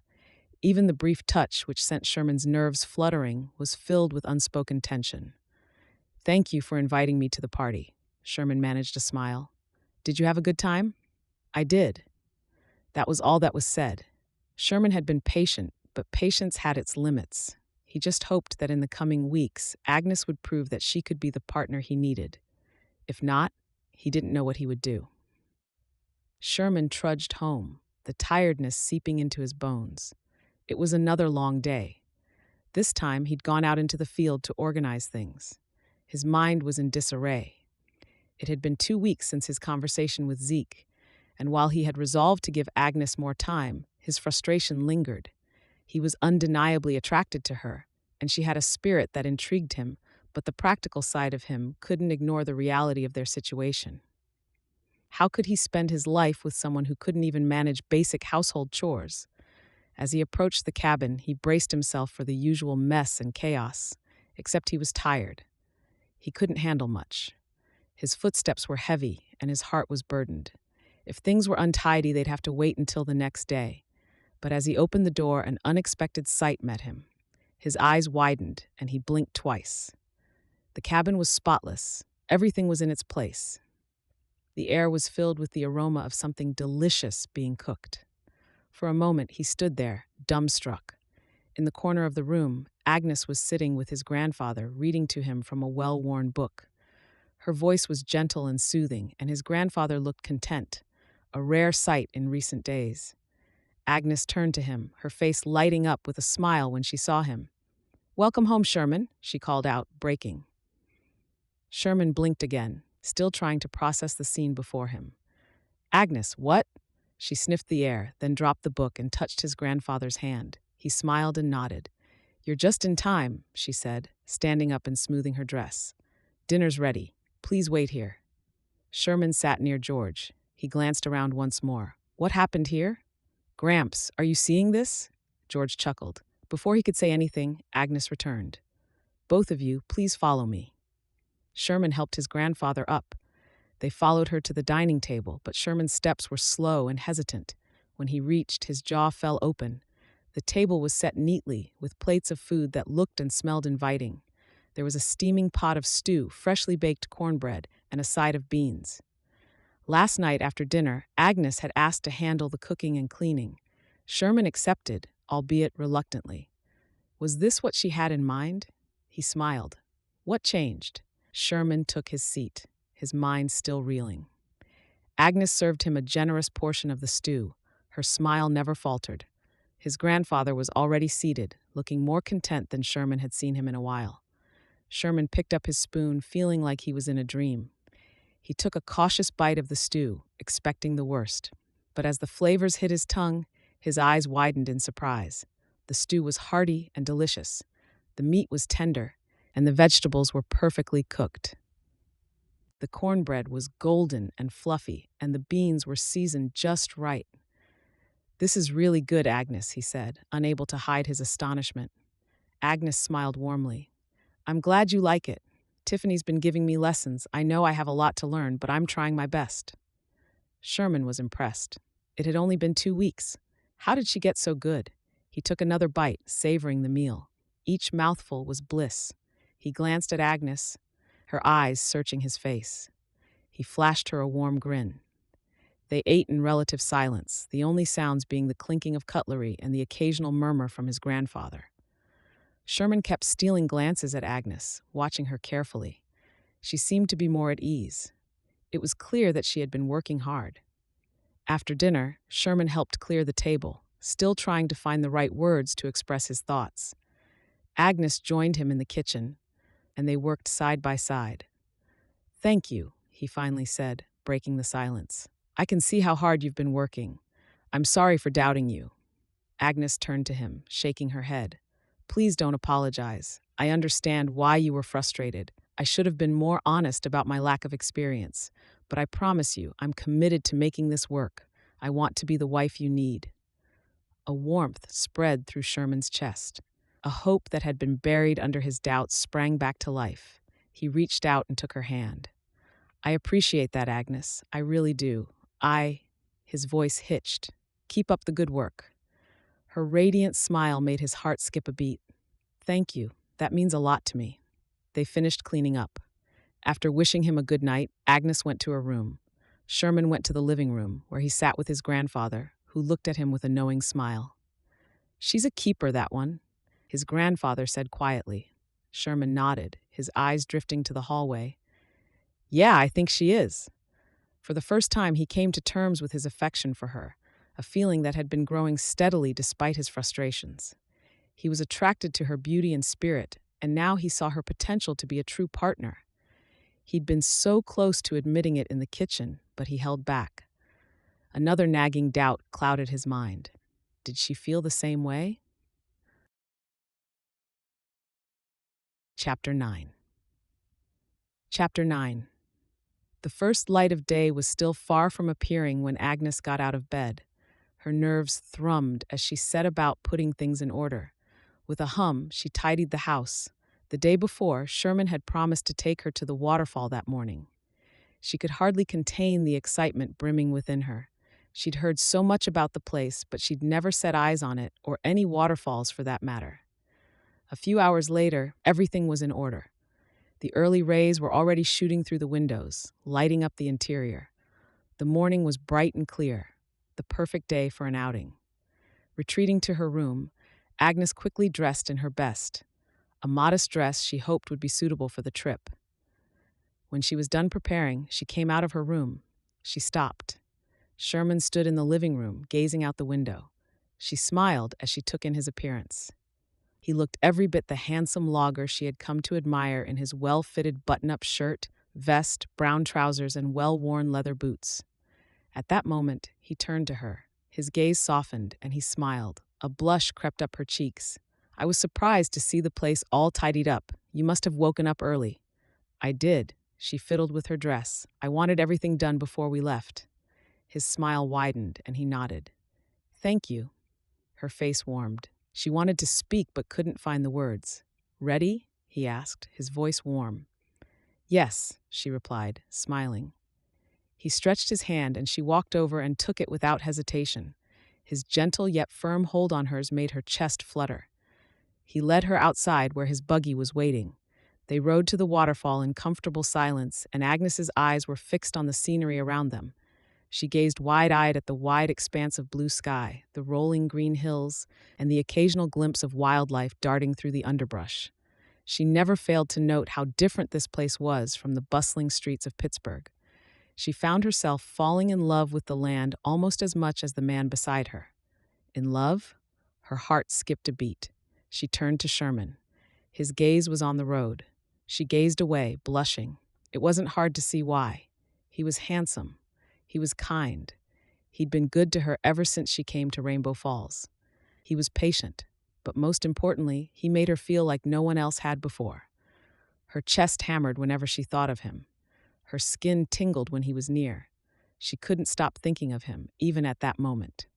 When they arrived, the sound of rushing water greeted them. The faint rush gradually grew into a constant roar. Then it appeared. Just beyond the trees lining the path was a clear flow of water. Agnes stepped down from the carriage, her eyes tracing the flow. Her breath caught in her throat as she took in the sight. The waterfall was majestic, cascading down from a rocky height into a crystal-clear lake below. Mist rose from where the water met the rocks. Her eyes watered. Her boots crunched on the gravel path as she turned towards the sound of rushing water. The air was cooler here, tinged with the fresh scent of water and earth. She followed Sherman down a small incline, her heart already hammering against her ribs. There's a path that leads us to the bottom of the cliff and directly to the lake nearby. Zeke and I took this path a lot of times as kids. You'll love the view down below. Agnes was too stunned to talk. She simply followed Sherman, walking as fast as her legs could carry her. The walk took a while, but Agnes didn't mind. When she reached the bottom and the waterfall came into full view, she gasped. Her eyes glimmered at the sight. Persevered. The cliff itself was a rugged, majestic sight, its craggy surface softened by the greenery that clung to its sides. Ferns and wildflowers grew nearby, adding to the natural vibrancy of the scene. The constant roar of the water was a steady rhythmic sound that drowned all sounds nearby. Agnes took a few steps forward, her eyes remaining on the sight. She took a deep breath. The air was cleaner here. She had never seen anything so breathtakingly beautiful. She'd read of waterfalls before, but had never actually seen one. There she was, close to the most beautiful sight she'd ever seen. The sheer power of the waterfall was awe-inspiring, and yet the endless and effortless flow of the water from the heights above was almost serene. "Thank you for bringing me here. It's incredible." Her words were barely audible over the sound of the falls. "I'm very glad you'd like it." Agnes nodded, unable to tear her gaze away from the sight. She stepped closer to the water's edge, and the cool spray tickled her face and arms. Tiny droplets clung to her skin, catching the light. She reached out a hand, letting the water trickle over her fingers. She beamed at the sensation. They returned to the path they had followed. When they reached the top, they sat on a knoll. Agnes stole a glance at Sherman, her heart swelling. Only a few weeks ago, she had been so worried about their future. His patience and understanding gave her hope. Sherman leaned back on his elbows, gazing at the waterfall. Agnes watched him, admiring the way the sunlight highlighted the strong lines of his face and the warmth in his eyes. Then he sat up. "Agnes, there's something I need to tell you." She tensed as his smile faded. "What is it, Sherman?" He sighed, running a hand through his hair. "When I first realized you couldn't take care of the house, I was ready to call off the marriage." Agnes's heart sank. She had feared as much, but hearing it from him made it real. She opened her mouth to speak, but he held up a hand to stop her. "But I couldn't. I didn't know what to do. Zeke advised me to give you time. He reminded me that you were new to all this and that it might take a while for you to adjust. So I decided to wait and see, and I'm glad I did." Agnes breathed a sigh. Her limbs grew weak, and she was glad she was sitting. "Thank you for giving me a chance. I know I've made a lot of mistakes, but I'm trying my best to learn and be the partner you need." He reached out and took her hand, his touch sending a thrill through her. "I can see that. I want you to know that I've come to care for you deeply. We still have so much to figure out, but I want to do that with you. I want to spend my time with you." Tears welled up in her eyes. Smiling, she blinked them away. I want that too, Sherman, more than anything. He squeezed her hand gently. Then let's get married in a week. We'll keep it simple. We'll have just a small ceremony with a few friends. Agnes's heart soared at his words. She covered her lips with her free hand as the tears finally escaped her eyes. She had dreamed of this moment, but it had always seemed so far out of reach. Now it was real. Yes, Sherman, I'd love that. He leaned in and stroked her hair. Then he wiped the tears streaking down her face. He cupped her face in his hands. He was close, so close that Agnes's breath quickened and her skin burned. But he didn't move closer. Instead, he drew back and faced the water. She did the same, clutching her knees. Sherman finally expressed his desire to marry her. The words rang in her mind, causing her to smile to herself. She was resolute. She would learn, grow, and be the partner Sherman deserved. Her smile faded. If there was one thing Sherman deserved, it was the truth. But how would he react? Would it be the right time to tell him? She swallowed. I want to tell you something. Sherman turned to her. What is it? I'm not. What was she doing? She pulled herself back. She would be ruining the moment if she told him. She couldn't do that. Her pulse raced as she considered what to do. You're not? She gazed into his tender eyes once more and decided she couldn't tell him. Not now. I'm not lying if I say this is the most beautiful thing anyone's ever shown me. Thank you, he chuckled. I'm glad. The rest of the morning passed in a blissful haze. They simply stared at the sight together. Agnes wrestled with her guilt inside. When they were ready to leave, Sherman helped her up. Holding hands, they went back to the wagon. Agnes looked back at the waterfall one last time. The peace here was unmatched. She nearly ruined it. The ride home was filled with silence. Agnes couldn't remember the last time she experienced such happiness as she did today. She leaned against Sherman, and her mind calmed when he wrapped an arm around her. When they arrived back at the cabin, Agnes's gaze took in the house like she was seeing it for the first time. This was her home now, and Sherman was her future. She smiled up at him as they stepped inside. His gaze was tender. She couldn't wait to become his wife. But what would he do if he found out she lied to him? When would it be the right time to tell him? Her nerves tensed once more. She didn't know. From the window, Agnes glanced at the silvery moon hanging low in the sky. It was a full moon. Smiling, she sat at the small desk in her room. The soft glow of a candle illuminated the pages of a book. It was her diary. She dipped her pen in ink and began to write. May 27th, today was the most magical day.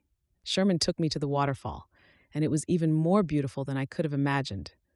The water cascading down the rocks, the mist creating a rainbow, and the serene pool at the bottom, it felt like a dream. Sherman and I sat there, and for the first time, I felt like we were a real couple.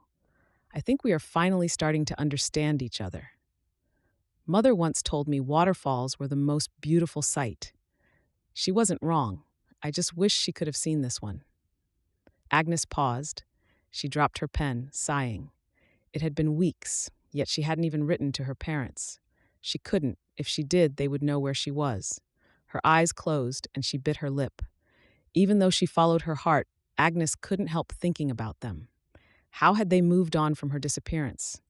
They would be worried, no doubt. There was no way of knowing if she was safe. Her breath shuddered. She missed them terribly. A part of her wished they could come for the wedding. She'd been tempted many times before to write to them and let them know she was all right and about to start a new chapter in her life. She couldn't bring herself to. Hence, she suppressed the urge every time. Her chest stung. She didn't know if she was ready. Agnes glanced at the stack of paper on the desk. She reached out and took a sheet, holding it for a moment before setting it back down with a sigh. Not yet. I need more time. She closed her diary and placed it back in the drawer, then blew out the candle. The room was plunged into darkness, save for the soft moonlight streaming through the window. Agnes changed into her nightgown and slipped into bed, pulling the covers up to her chin. She stared up at the ceiling, her mind racing with thoughts of her parents. She could picture them so clearly, her father grinning as he told her about a new ship he just built, and her mother frowning because she skipped another of her classes. She longed to see them again, hear their voices, and feel their comforting presence. but she wasn't ready to face their disappointment or answer their questions. Maybe one day, she thought, closing her eyes. Maybe one day she would have the courage to write to them and tell them everything. Chapter 10. See you tomorrow, Mr. Whitfield. The young logger waved as he walked away, an axe slung over his shoulder. Sherman nodded, grinning.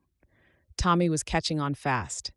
Ever since the funny accident involving him 2 weeks before, he was doing quite well. Business was good. The last batch of logs was all bought in less than a week, as plans for a new town hall were becoming a reality. Sherman grinned.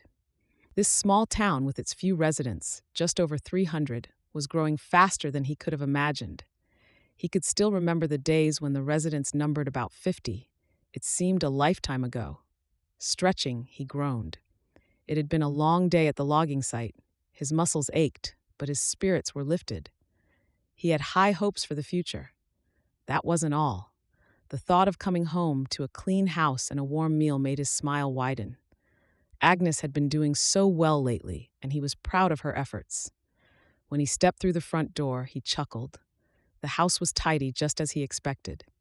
George was slumped over in his favorite chair, snoring. As usual, a book had dropped from his hands and rested on the floor. He picked up the book. It was the Bible this time. Glancing around, Sherman nodded, then he frowned. It was eerily quiet. "Agnes," he called out, his voice echoing through the empty rooms. No response. George blinked, sitting up. Sherman faced his grandfather. "You're back. I let myself in minutes ago. Where's Agnes?" George yawned, then rubbed his wrinkled eyes. "She went off to see Tiffany," she said. "She'll be back soon." Ah, a corner of Sherman's lips curled. Agnes was full of surprises. What was she learning now? "All right, I'll go wash and change now. I've had a long day." George muttered something incomprehensible, then leaned back and dozed off almost immediately. Sherman stifled a chuckle, clearing his throat. He went to the kitchen. Everything was in its place. The floors were swept, and the arrangement was immaculate. His heart swelled. She was getting the hang of it. He was just about to get some wood to heat some water when a loud knock echoed through the house. Grinning, Sherman walked to the door and opened it. "It must be Agnes." "You're back. Gramps said you." Sherman stopped, his smile fading. It wasn't Tiffany. At the door were 3 well-dressed men. They looked out of place in their polished shoes and tailored suits. "Can I help you?" Sherman asked, his voice lowering. One of the men stepped forward. The middle-aged man seemed to be the most distinguished of the trio. He was tall and imposing, with a stern expression and a neatly trimmed beard. His dignified posture and dressing, a top hat, a 3-piece suit, a waistcoat with a watch pocket, a bow tie, and polished dark dress shoes, made Sherman realize he wasn't from those parts. He tapped the floor with his walking stick almost absent-mindedly, as if out of habit. "Are you Sherman Whitfield?" he asked. The man knew him, or his name at least. Sherman nodded, ignoring the prickle in his chest. "I am, and you are?" The man straightened his jacket, his eyes cold and assessing. The tapping resumed. "I'm Lot Blackwood. I'm the brother of Melchior Blackwood, an industrialist from Pittsburgh. We are here regarding your association with Agnes." Sherman's heart skipped a beat. The name Melchior Blackwood was one he'd heard of, even though Pittsburgh was a world away. He'd read about Melchior in the papers. The Blackwood family was one of the wealthiest in the country, and their shipping empire was renowned. But what did they have to do with Agnes?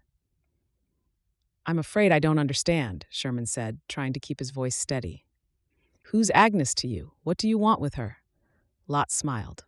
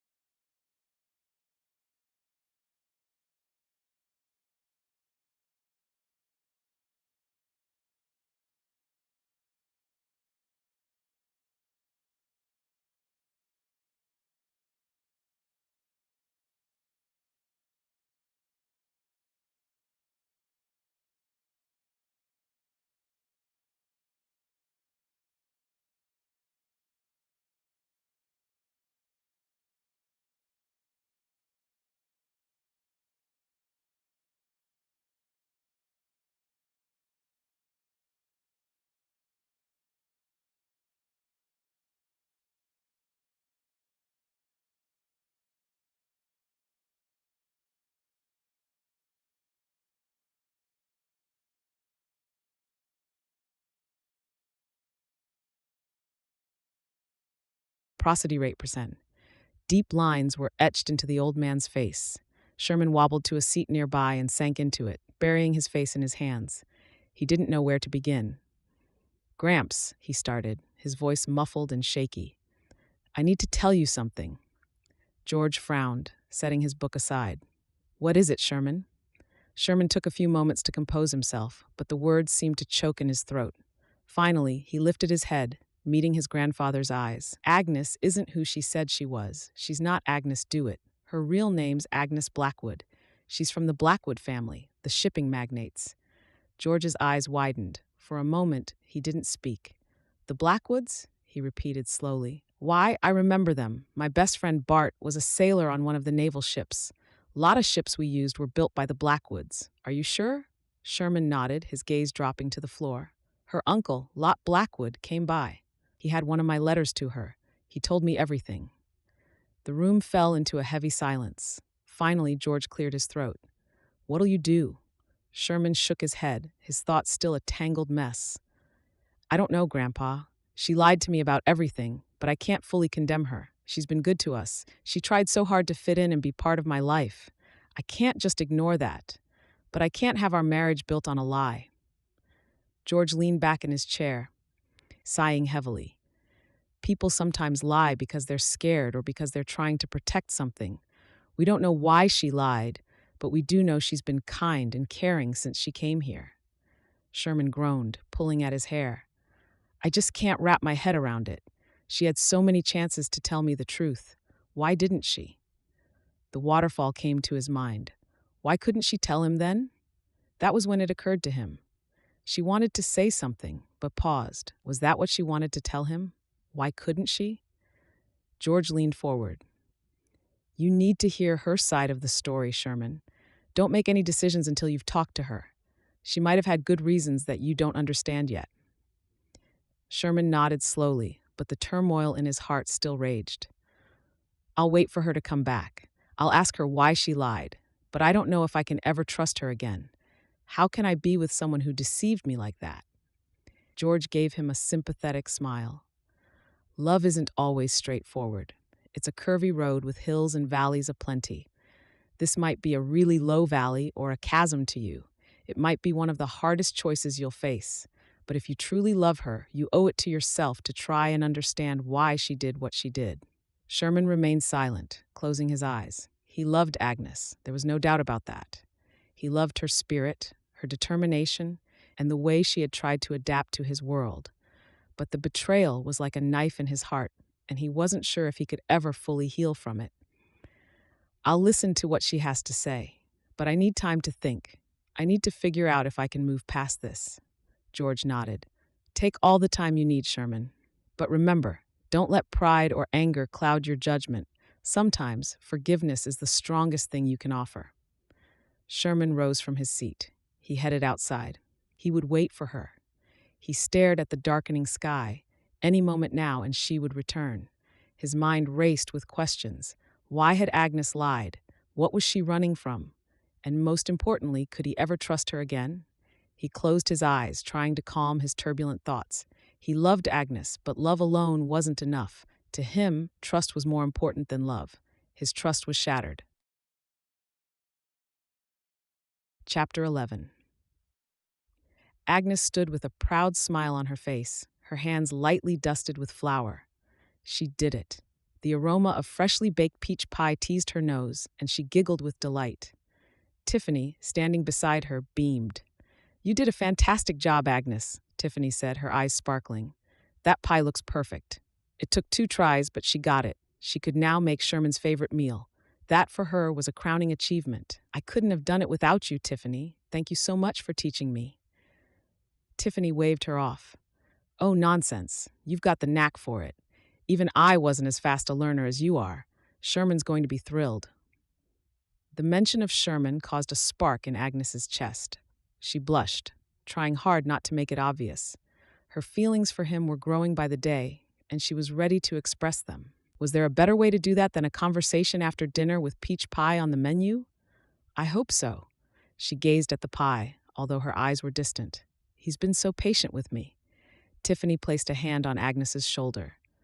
Trust me, he loves you. He just needs to see that you're trying, and you are. I'm sure he's grateful for it. Agnes turned to Tiffany with a grin, unable to contain her excitement.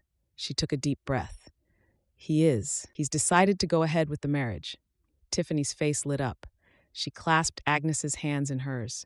Really, that's wonderful news. Agnes couldn't agree more. We'll hold the ceremony in a week or two. That's great to know. I knew he would come around. He just needed some time. When I first came here, I struggled a lot, but Zeke was patient. He stood by me, and look at us now. Agnes listened intently. If Tiffany could make it work with a rancher, then she could make it work with a logger. Do you believe I can be the wife Sherman wants? You already are.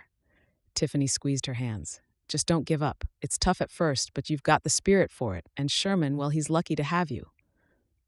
Warmth spread through her chest. Thank you, Tiffany. You've been such a great help. I don't know what I would have done without you. Tiffany smiled warmly. Anytime, dear. Now, you go show Sherman what you've learned. I have a feeling things will be different from here. You both are still here? A loud, croaky voice interrupted them, and the two women turned. Standing in the doorway was Augusta, a graying old woman Tiffany called her mother. Agnes loved her from the moment they met. She was very warm and welcoming. I'll be off soon, Augusta. I'm leaving behind the pie as my token of appreciation. Augusta chuckled. I'm sure Petey and Zeke would love the pie. Those two are the same when it comes to pie. You should hurry along now. It'll be nightfall soon. Agnes nodded, grinning as she gathered her things. As she stepped outside, she turned back one last time. I'll see you soon, Tiffany, and you too, ma'am. Thank you so much for everything. God bless you both and your family. Amen, Augusta said before Tiffany could respond. Visit again soon, dear. I want to hear more stories about Pittsburgh. And don't forget to bake your pie under the right fire. Make sure the flour's just right.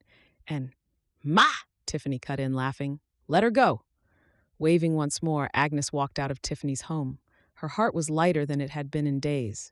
She glanced at the ranch fields in the distance, watching the cowboys herding cattle under the vast, golden sky. The scene was a reminder of the life she was slowly becoming a part of, a life she wanted to embrace fully. Maybe one day she would ask Zeke to show her around. If Tiffany could find her place here and make it work with Zeke, Agnes could do the same with Sherman. She had made mistakes, but she was learning, growing, and most importantly, trying. All that was left was to tell him the truth. She made up her mind. She would do so tonight. She loved him too much to marry him on a lie. By the time Agnes got home, dusk had set in. She squinted. The sight of Sherman waiting on the porch brought a smile to her face. His broad shoulders were hunched, and his hands were clasped tightly in his lap. She beamed as she approached, but her steps faltered when she noticed the deep frown etched on his face. The smile faded from her face. She approached him slowly, her eyes searching his. His gaze was hard and unreadable. What's wrong? We need to talk. Come inside. Her heart began to race. She'd taken care of the house before leaving for Tiffany's, so what could be the matter? No, it couldn't be that. As they walked into the house, a heavy silence hung between them. The tension was palpable. Agnes sank into a chair, her hands trembling. What's going on, Sherman? What is your name? What? She raised a brow. You already know. I don't understand. Answer me, please. His tone was firm. Agnes, do it, he sighed. Then he stood before her, fists clenched. I had some visitors from Pittsburgh today. They say your name isn't Agnes Dewitt. They say you're Agnes Blackwood. Your Uncle Lot was one of the men. He's looking for you. Agnes's eyes widened and her breath caught in her throat. She drew back. My uncle? How did he find me? Sherman sighed. He pulled a crumpled letter from his pocket. He found one of my letters to you. He dropped the letter, fixing his gaze on her. Why did you lie to me? Agnes paled, her eyes filling with tears. The world tilted around her, and the room seemed to close in on her. When she spoke, it was a stammer. I can explain. I didn't think you'd accept me if you knew who I was. I didn't want to be seen as just a rich girl running away. I wanted a fresh start, but I knew you might not accept me if you knew who I was. Sherman's eyes blazed. So you thought it was better to deceive me? To build our future on a lie? Her voice hitched and she had to swallow to speak. I'm sorry, I never meant to hurt you. I just wanted a chance to start fresh and be someone else. Your bride. Sherman shook his head, his hands clenched into fists. You don't understand what you've done. You've made a fool out of me. I was ready to marry you. I wanted to build a life with you, and you couldn't even be honest. First, you lied about your experience. Now I'm hearing your identity itself was a lie. What's the truth? Agnes's voice broke. I didn't mean to lie to you. You didn't mean to. He closed his eyes and ran his hands through his hair. Yet you did. I never meant for it to get this far. I wanted to tell you. When? When we're married and we've had children? Sherman turned his back to her. Your uncle's coming for you tomorrow. The marriage is off. I can't trust you, Agnes. You need to leave. Agnes felt like her heart was being ripped from her chest. She struggled to breathe. Please, don't do this, she said, choking back a sob. Give me a chance to make things right. I'll talk to my parents and my uncle. You lied to me. You lied to my grandfather. You lied to your family. You lied to everyone. Sherman grabbed his hat from the hook by the door. It's too late, Agnes. I can't marry someone who lies so easily. He walked out into the evening, slamming the door shut behind him. Agnes collapsed to the floor, tears streaming down her face. She hugged herself as her shoulders shook, feeling utterly alone and broken. For a long time, she stayed there. Her sobs were the only sound in the empty living room. She had hoped to build a new life with Sherman, but now everything was crumbling around her. She regretted everything. Deep down, she knew there was nothing she could do to change Sherman's mind. Her uncle would come, and she would be taken back to the life she had tried so desperately to escape. The thought of facing her father's wrath and the disappointment in her mother's eyes was almost too much to bear. Eventually, she dragged herself to her room. Her body was heavy, but she managed anyway. She fell onto the bed, her tears soaking the pillow. As the night wore on, her sobs turned to quiet whimpers. Sherman's words came back to her, each word cutting deeper than the last. He had every right to be angry, but it didn't make the pain any less. She had lost him, and it was all her fault. The day dawned with a quiet stillness, broken only by the soft rustle of leaves and the distant calls of morning birds. Agnes stood outside the house, her trunk resting at her feet. The sun was just beginning to crest the horizon, casting a warm, golden light over the land. There was no sign of Sherman anywhere. He had left much earlier, she surmised. When did he come back last night? She dragged herself to the kitchen later in the night to make a plain dinner for herself and George. George ate in silence for the first time. Sherman wasn't around. When she woke up this morning, his food was still untouched. It didn't matter anyway. Sighing, she faced the road. Any moment from then, her uncle would arrive. The door to the house creaked open, and old George stepped out, leaning heavily on his walking stick. Agnes's eyes filled with tears at the sight of him. She had never seen him leave the house before. He shuffled over to her, his weathered face etched with a sad smile. You came. George, I'm so sorry. He held up his hand and shook his head. It's no time for regrets, my dear. I just came to see my good friend off. I'm going to miss telling you stories of the past. Agnes's throat tightened as she nodded, tears spilling down her cheeks. She wanted to tell him how much his stories had meant to her, but the words caught in her throat. George slowly lowered himself onto the bench on the porch.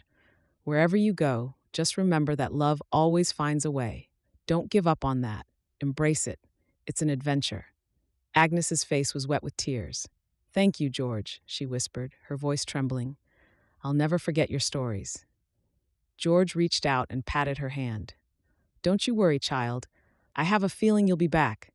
And when you do, I'll be waiting to taste that peach pie of yours. Agnes tried to tell him she wouldn't be coming back, but George just chuckled and stood. Her gaze lingered on him as he slowly made his way back inside.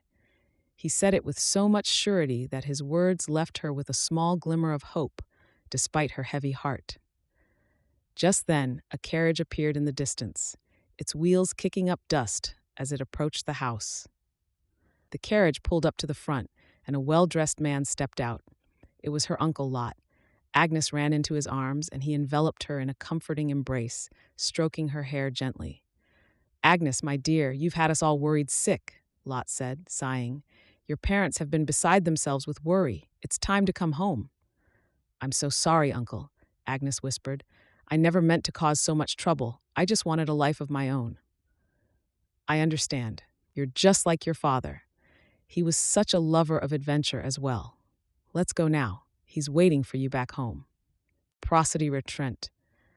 Lot helped her into the carriage, and the gentleman driving the carriage loaded her trunk.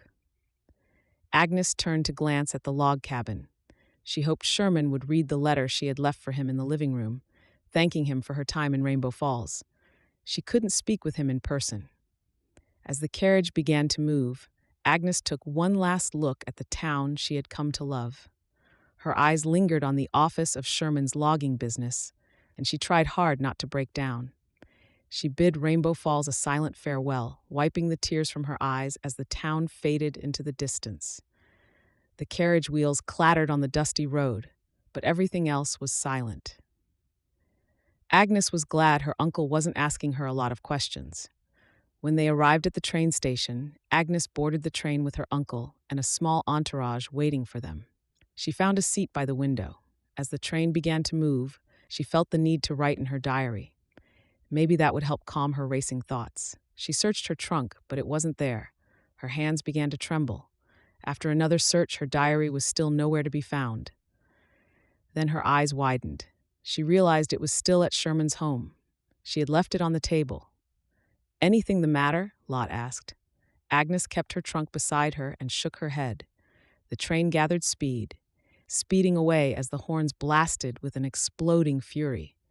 Agnes tried to calm herself, taking deep breaths. She gazed out the window, the landscape blurring as tears filled her eyes once more. The thought of Sherman finding her diary and reading her innermost thoughts and feelings made her heart ache. She leaned her head against the window, closing her eyes. It didn't matter anymore. Chapter 12. Crack. Sherman swung the axe down on the wood, sending splinters flying. The repetitive crack of the logs splitting echoed against the trees. Splitting wood was usually Sherman's way to clear his mind. Most days, it worked. Not today. Each swing brought memories of Agnes crashing into his thoughts. Her laughter, her awkward attempts at cooking, the way her eyes lit up when she was pleased, it all haunted him. Soon enough, the pile of logs diminished, and there was nothing left to split. He wiped the sweat from his brow, breathing heavily and leaning on his axe. All this work did little to calm the turmoil inside him. He gathered the chopped wood and carried it inside. The house felt empty, devoid of the life and warmth Agnes had brought. It had already been a week since she left, a week of silence and an unbearable sense of loss. Sherman threw himself into his work, but even that wasn't enough to distract him from the hollow ache in his chest. He walked around the house, noting the dust that had begun to settle on the furniture. He hadn't bothered to keep up with the chores since Agnes left. He didn't know why he felt this way. Agnes betrayed his trust, so why did he find it hard to move on and blot her memory from his mind? His steps faltered as he reached the door to Agnes's former room. He hadn't set foot in there since she had gone. He sighed. He had to tidy up. He pushed open the door and glanced around. Dust swirled to his nostrils, causing him to sneeze. The room was as she had left it, and the bed was still neatly made. As he wiped his nose, his eyes fell on a small, open, leather-bound book on the bedside table. He moved closer. It was a diary. She forgot it. This was all that was left of her. Sherman picked up the diary, hesitating for a moment. He wasn't sure if he had the right to read it, but something drove him to. He sat on the edge of the bed and flipped through the pages until he reached the last entry. Her neat handwriting filled the page, brimming with emotion. He read slowly, each word sinking deep into his heart. June 3rd. Today was a good day. Tomorrow will be even better. Tiffany is teaching me how to make peach pie, Sherman's favorite. I'm so grateful to have her teach me. Sherman wants us to get married in a week. I can't express how happy that makes me. I'll announce my love to him after dinner tomorrow night, once I've made the pie perfectly. I want him to know how much he means to me. Sherman's hands trembled as he read the words, his vision blurring with unshed tears. She had loved him. She had been trying, in her way, to become the woman he needed. and he had pushed her away without giving her the chance to show him. A heavy sigh escaped his lips, and he closed the diary, holding it to his chest. The room was stuffy, making it hard to breathe. Then he stood and left the room. Reaching the living room, he sank into a chair. The silence was suffocating. A door opened. Steps echoed, followed by taps on the floor. Sherman didn't bother turning. It was his grandfather. George sat in his usual chair, clearing his throat. "Are you all right, my boy?" "Yes," he inhaled sharply. "No, I've been thinking a lot about Agnes. I found her diary, and well, she wrote that she loved me. She was trying her best to be the woman I needed," George nodded. "She was a good woman. I could see how much she cared for you." "I know, but there's nothing I can do. She's back in Pittsburgh, living a different life." "Do you feel good letting her go so easily?" "How I feel doesn't matter." Sherman shook his head. "I didn't have a choice." "There's always a choice." George didn't say any more. He leaned back, his eyes sliding shut. Sherman did the same. Prosody. He tried to shut out his grandfather's words ringing in his head, but without much success. What choice did he have? Agnes didn't belong in Rainbow Falls. She had to lie to fit in. He certainly couldn't build a lifelong relationship on that. Yet why did he feel he should have done something different? Sherman rose to his feet. "I'm going to see Zeke, Gramps. I'll be back." George only nodded. Grabbing his hat, Sherman stepped out. Maybe his best friend might have some advice for him. Clouds were gathering in the sky, casting long shadows across the landscape as Sherman made his way to Zeke's ranch. The cold wind blew against his skin as he urged his horse forward. The rhythmic clop of hooves was the only sound on the lone path as he approached the sprawling property. Soon, the cries of men rang out. He'd arrived. Zeke's ranch was alive with activity as the cowboys herded cattle and tended to the horses. But Sherman's mind was miles away, lost in thoughts of Agnes. As he dismounted and tied his horse to the post, he glanced around. Then he spotted Zeke sitting on the porch. Zeke waved him over. The rancher's easy smile was a welcome sight, but Sherman could only muster a weak nod in return. "Sherman," Zeke called out, his voice booming across the yard. "Good to see you. What brings you here today?" Sherman climbed the steps to the porch and took a seat beside Zeke. "I needed to talk to someone. There's been a lot on my mind." Zeke frowned as he leaned back. "I figured as much. You're looking like you've got the weight of the world on your shoulders. What's going on?" "I haven't seen you or Agnes in a while. I'm taking a break now, so I have time if you want to talk." Sherman took a deep breath, gathering his thoughts. He hadn't had time to visit and talk to Zeke since Agnes left. "It's about Agnes. She's gone." Zeke's jaw fell open, and his brows furrowed. "Gone? What do you mean? What happened? I found out the truth about who she really is. Her uncle came by the house and told me everything before taking her back to Pittsburgh." Zeke raised an eyebrow. "The truth? What do you mean?" Sherman's voice was heavy as he recounted the events of the past week. "Her name isn't Agnes Dewitt. It's Agnes Blackwood. She's the daughter of Melchior Blackwood, a shipping industrialist. She lied to me, Zeke. She said she was an orphan, but she comes from a wealthy family." Zeke whistled low. "That's quite the story. No wonder you're looking so torn up." "It felt like a betrayal," Sherman admitted, clenching his hands. "It still does. She broke my trust, and I was so angry. I told her the marriage was off, and I let her uncle take her back. I didn't fight for her." Zeke listened quietly. "But that's not the end of it, is it?" Sherman shook his head, his voice faltering. "No, it's not. As angry as I was, I haven't been faring any better without her. I miss her, Zeke, more than I can say. I feel bad for not fighting for her." "Let me ask you something, Sherman. Do you love her?" Sherman turned to Zeke, his eyes widening. He didn't expect the question. Closing his eyes, he covered his face with his palms. The question hung in the air, and Sherman found himself struggling to find the words. Finally, he nodded. He couldn't keep lying to himself. "Yes, I do. I love her, despite everything." Zeke slapped Sherman's shoulder. "Then that's all that matters. People make mistakes, Sherman. They lie, they stumble.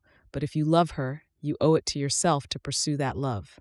Sherman's gaze flickered as he tilted his head to look at his friends. "But she lied to me. How can I trust her again?"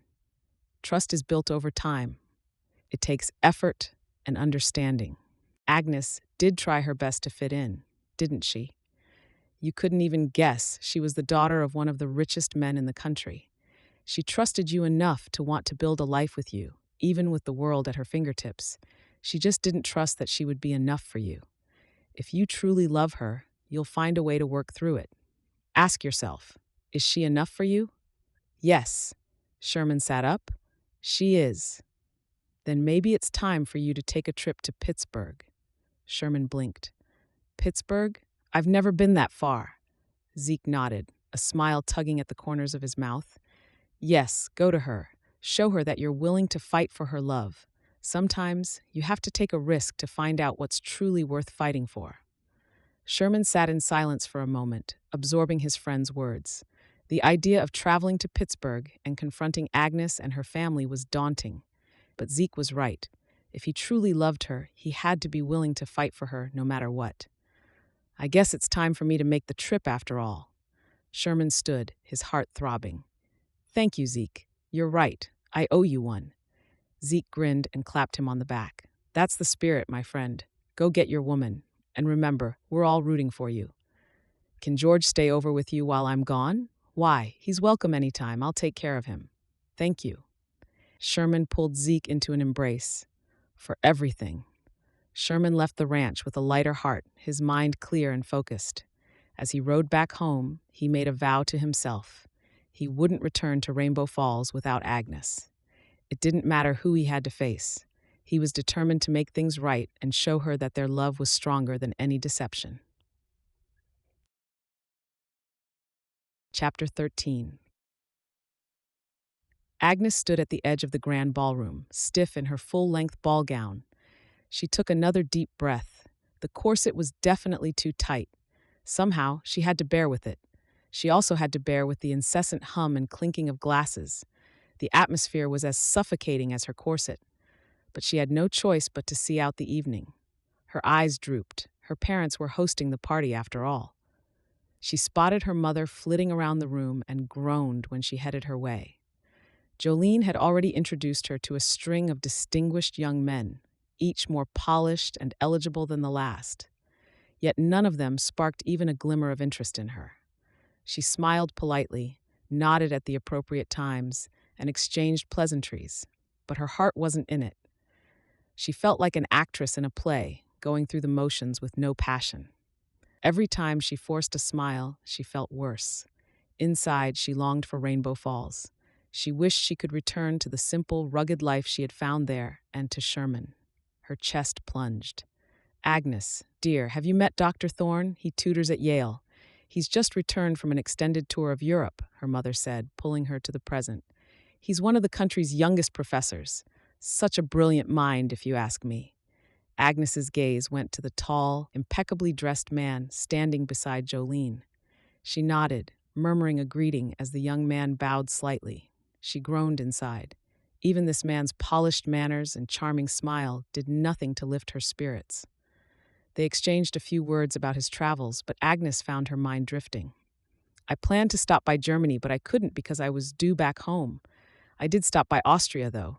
Beautiful country, very cultured. Their art is exquisite, and their opera is captivating. You should visit sometime. Not my scene, Agnes could only nod. Thorne, I'm so glad you could make it. It's great seeing you again. How about your father? Agnes breathed a sigh of relief. Her father had come to her rescue. He's doing quite well. He extends his regrets at not being able to attend. Nonsense, Melchior chuckled, waving it off. Since you're here, enjoy the party as much as you can. Come along now, Agnes. Let's get ourselves a drink. Melchior gently took Agnes by the arm and led her away from the crowd. He guided her to a quiet corner of the room, his brow furrowed. Agnes, what's wrong? You've been so distant since you returned. I thought letting you attend the party would help, but it doesn't. Is there something troubling you? Agnes forced another smile, but it didn't reach her eyes. I'm all right, Father. Just tired, I suppose. Her father's gaze searched her face. You know you can tell me anything, don't you? If there's anything I can do to help, you only need to say the word. She shook her head. Thank you, Father, but I promise I'm fine. He sighed, giving her hand a reassuring squeeze before letting her go. All right, dear, but if you ever need to talk, I'm here. Agnes nodded, her throat tight with unshed tears. She needed to escape. As her father left, she slipped out onto the balcony. She welcomed the cool night air against her flushed face. The night sky stretched out above her like a blanket of stars twinkling in the inky darkness. She leaned against the railing, breathing deeply and trying to calm the storm raging inside her. The distant sounds of laughter and music faded into the background as she lost herself in her thoughts. Her mind wandered back to Rainbow Falls. Her breath shuddered as it all came to her. She couldn't believe how much she missed the simple, rustic beauty and rugged charm of the life she had left behind. She thought of Sherman, and her heart sank. Tears threatened to spill her eyes, even with her efforts to fight them back. She didn't mean to deceive him. She had only wanted a fresh start. She wanted a chance to be someone other than the daughter of an industrialist. Was it wrong to desire to be seen for who she was? In the end, her deception cost her dearly. Now, she was back in a world that felt increasingly foreign and suffocating. What was Sherman doing? Was he thinking of her as much as she was thinking of him? That was impossible. He was probably back home, making dinner for himself and George. She missed the simplicity of their life together, the honest work and the quiet moments. A tear slipped down her cheek and she brushed it away. She couldn't cry here. She had to be strong and pretend that everything was all right, even when her world had fallen apart. Her thoughts were interrupted by the sound of footsteps behind her. She turned to see Jolene approaching, frowning. "Agnes, dear, what are you doing out here all alone?" Agnes took a deep breath, forcing a smile. "I just needed some fresh air, Mother." Her mother stepped closer, wrapping an arm around her shoulders. "I know adjusting to being back after your misadventures isn't easy for you, but you must give it time. You'll find your place here again. I'm sure of it." Agnes's heart ached at the words. It didn't seem that way. "I know, Mother. I'll try." Her mother squeezed her shoulder. "That's all I ask. Now come back inside. There are still many people who want to meet you." With a heavy heart, Agnes followed her mother back into the ballroom. She plastered on a smile and resumed the charade, but her mind was miles away. Taking a deep breath, she smoothed her dress and forced a smile as she rejoined the throng of guests. Her gaze moved toward the grand entrance of the ballroom. Suddenly, she froze. There, standing and searching the crowd, was Sherman. She couldn't believe her eyes. What was he doing in Pittsburgh? He was dressed in a three-piece suit that, while not as fancy as those around him, made him stand out in her eyes. She'd never seen him dressed formally before. His eyes scanned the room, and when they found her, they lit up. Her heart leaped in her chest when he got closer. She took a few hesitant steps toward him, her pulse pounding. When they finally stood face to face, tears welled up in Agnes's eyes. "Sherman," she breathed, her voice breaking. Without a word, he pulled her into his arms, holding her tightly. She laughed and cried at the same time, melting into his hold that she had missed so desperately. For a moment, they simply held each other, oblivious to the curious stares and murmurs around them. "I missed you," she whispered. "I want you back, Agnes," Sherman said, pulling from the hug and holding her in place with his hands on her shoulder. "I don't care if you're Dewitt, Blackwood, or even the daughter of the president himself. I love you, and I can't imagine my life without you." His steady gaze sent shivers through her. "You came to Pittsburgh for me?" Sherman nodded. "I did. I couldn't let you go without a fight. I love you, Agnes, and I'm here to prove it."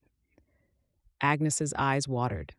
But just as she was about to respond, a deep voice boomed behind them. "What's the matter?" It was then that she noticed the ballroom growing quiet, the music fading as all eyes turned to them. Melchior stepped forward, raising a brow. "What's going on here?" he demanded, his voice echoing in the now silent room. Sherman turned to face him. His grip on Agnes's hand remained firm and unwavering. "My name's Sherman Whitfield, sir. I'm the logger who wants to marry your daughter." "Yat!" Gasps rippled through the crowd, and Melchior's eyes narrowed. "You? A logger from some backwater town?" Sherman stood his ground. "Yes, sir. Now, pardon me for what I'm about to say. I may not be wealthy or come from a prominent family. I may come from a place you might have never heard of. I might not live a fancy life, and my cabin might not have such a beautiful ballroom as your mansion does, but I love your daughter more than anything in this world." I made a mistake by letting her go once, and I won't do it again. I came here to take her back with me, to give her the life we both want." Melchior took a step closer. "And you think you can provide for her better than I could? Protect her?" "I'm not trying to see who can care for her better, sir." Sherman met his gaze without flinching. "I don't know how you care for her, but I can take care of her my way. I've worked hard all my life, and I'll continue to work hard to give Agnes the best life I can. I won't let her down. I think she'll be the judge if it's satisfactory." There was a tense silence as Melchior studied Sherman. Agnes held her breath. She'd wanted to intervene, but Sherman seemed set on facing her father. She silently prayed Melchior wouldn't get angrier than he already was. Melchior glared, then he broke into a smile. Agnes released a deep sigh. Melchior chuckled, then roared into laughter. "You've got guts. I'll give you that," he said. "And if my daughter loves you, then I suppose that's all that matters." Agnes's heart soared. She turned to her mother, who had tears in her eyes. "Mother?" Jolene stepped forward, taking Agnes's hand in hers. "I never imagined my daughter would one day find someone who would move the world for her. I wouldn't want it any other way. I want you to be happy, darling. If Sherman is the one who makes you happy, then you have my blessing." "And mine," Melchior said, grinning. The room erupted in applause and cheers. Agnes turned back to Sherman, her eyes shining with tears. "You did it," she whispered. Sherman smiled. "We did it." He pulled her into another tight embrace. At that moment, it was just the two of them lost in their love. As the party resumed its festive atmosphere, Agnes introduced Sherman to her parents properly. They spoke with him. It would be more accurate to say they peppered him with a lot of questions. But the sincerity and determination in Sherman's voice eased their worries. Later, as the night wore on, Agnes found herself back on the balcony with Sherman. They stood together, looking out at the city lights. "I've been to places before, but I rarely see sights like these." "It's beautiful, I know." Agnes leaned her head on his shoulder. "But I prefer the view back home better." "Home," he chuckled. "Thank you for coming back for me." Sherman wrapped an arm around her, holding her close. "I couldn't do anything else. I love you, Agnes. I can't wait to start our life together." Agnes smiled, her heart full. "Neither can I." Epilogue. Sherman cleared his throat. Today was the day he and Agnes would finally be married. His nerves were taut, and his gaze flickered from time to time. He had only been waiting for a few minutes, but it already seemed like hours. He adjusted his shirt collar as his eyes moved around once more. The wooden pews, which were adorned with wild flowers and ribbons, were full of people. Most of the faces were familiar, and the rest were a little familiar. Zeke's ranch hands had even brought in extra seating for the many guests arriving from out of town. Everyone was eager to witness the union of Sherman and Agnes, but none more than Sherman himself. Agnes's mother, Jolene Blackwood, sat at the front along with Lot, looking slightly out of place in their formal attire. Despite everything, her parents supported Sherman and the life he and Agnes were building together. Sherman even learned of a donation to the town office for the construction of the new town hall. He grinned. Agnes had turned pink when she found out. The familiar faces of his friends and neighbors mingled with those of Agnes's family and friends. There couldn't be a greater symbol of their union. Sherman's grandfather, George, sat proudly in the front row. He was all smiles. Melchior had taken an interest in him when he visited, and old George was always excited to tell stories of his time fighting Mexicans or Confederate soldiers. Sherman turned to Zeke, standing beside him. Zeke winked and gave him a thumbs up, and he nodded. Then he took a deep breath. Any time now. He could hardly believe how far they had come. The past few months had been a whirlwind, blowing by so fast. There were a lot of emotions, challenges, and ultimately triumphs. Agnes returned to Rainbow Falls with him, and together they began to build the life they had dreamed of. Now they were about to become husband and wife. The church organ nearby hit a high key note that cut through the silence. Just as the organist began his piece, the doors of the church opened. Agnes appeared, her arm linked with her father's. She wore a simple yet elegant white dress, the lace detailing catching the golden light filtering from the open windows beautifully. Her eyes sparkled as she walked down the aisle. Sherman's breath caught in his throat as he watched her approach. She was more beautiful than he had ever imagined she could be, and his heart thumped wildly. He took a deep breath, and he couldn't help grinning.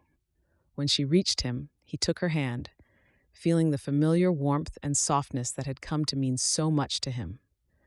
Reverend Newton, the kindly old minister who had known Sherman since he was a boy, began the ceremony. He spoke of love, commitment, and the importance of building a life together. Sherman was sure there was not a dry eye in the church. His certainly weren't. Soon it was time for the vows. Sherman cleared his throat for the umpteenth time. I, Sherman Whitfield, take you, Agnes, to be my lawfully wedded wife, Sherman said, his voice steady and strong. I promise to love, honor, and cherish you for all the days of my life. And I, Agnes, take you, Sherman, to be my lawfully wedded husband. She beamed. I promise to stand by your side, to support and encourage you, and to love you unconditionally. The exchange of rings followed. When the minister pronounced them husband and wife, a cheer erupted from the crowd. Sherman held Agnes's face. He leaned in, capturing her lips with his. I love you, Agnes, he said to her when he pulled back. I can't wait to spend the rest of my life with you. Agnes smiled, and tears fell from her eyes. I love you too, Sherman. They kissed once more amid the cheers echoing against the wooden walls of the church. The end.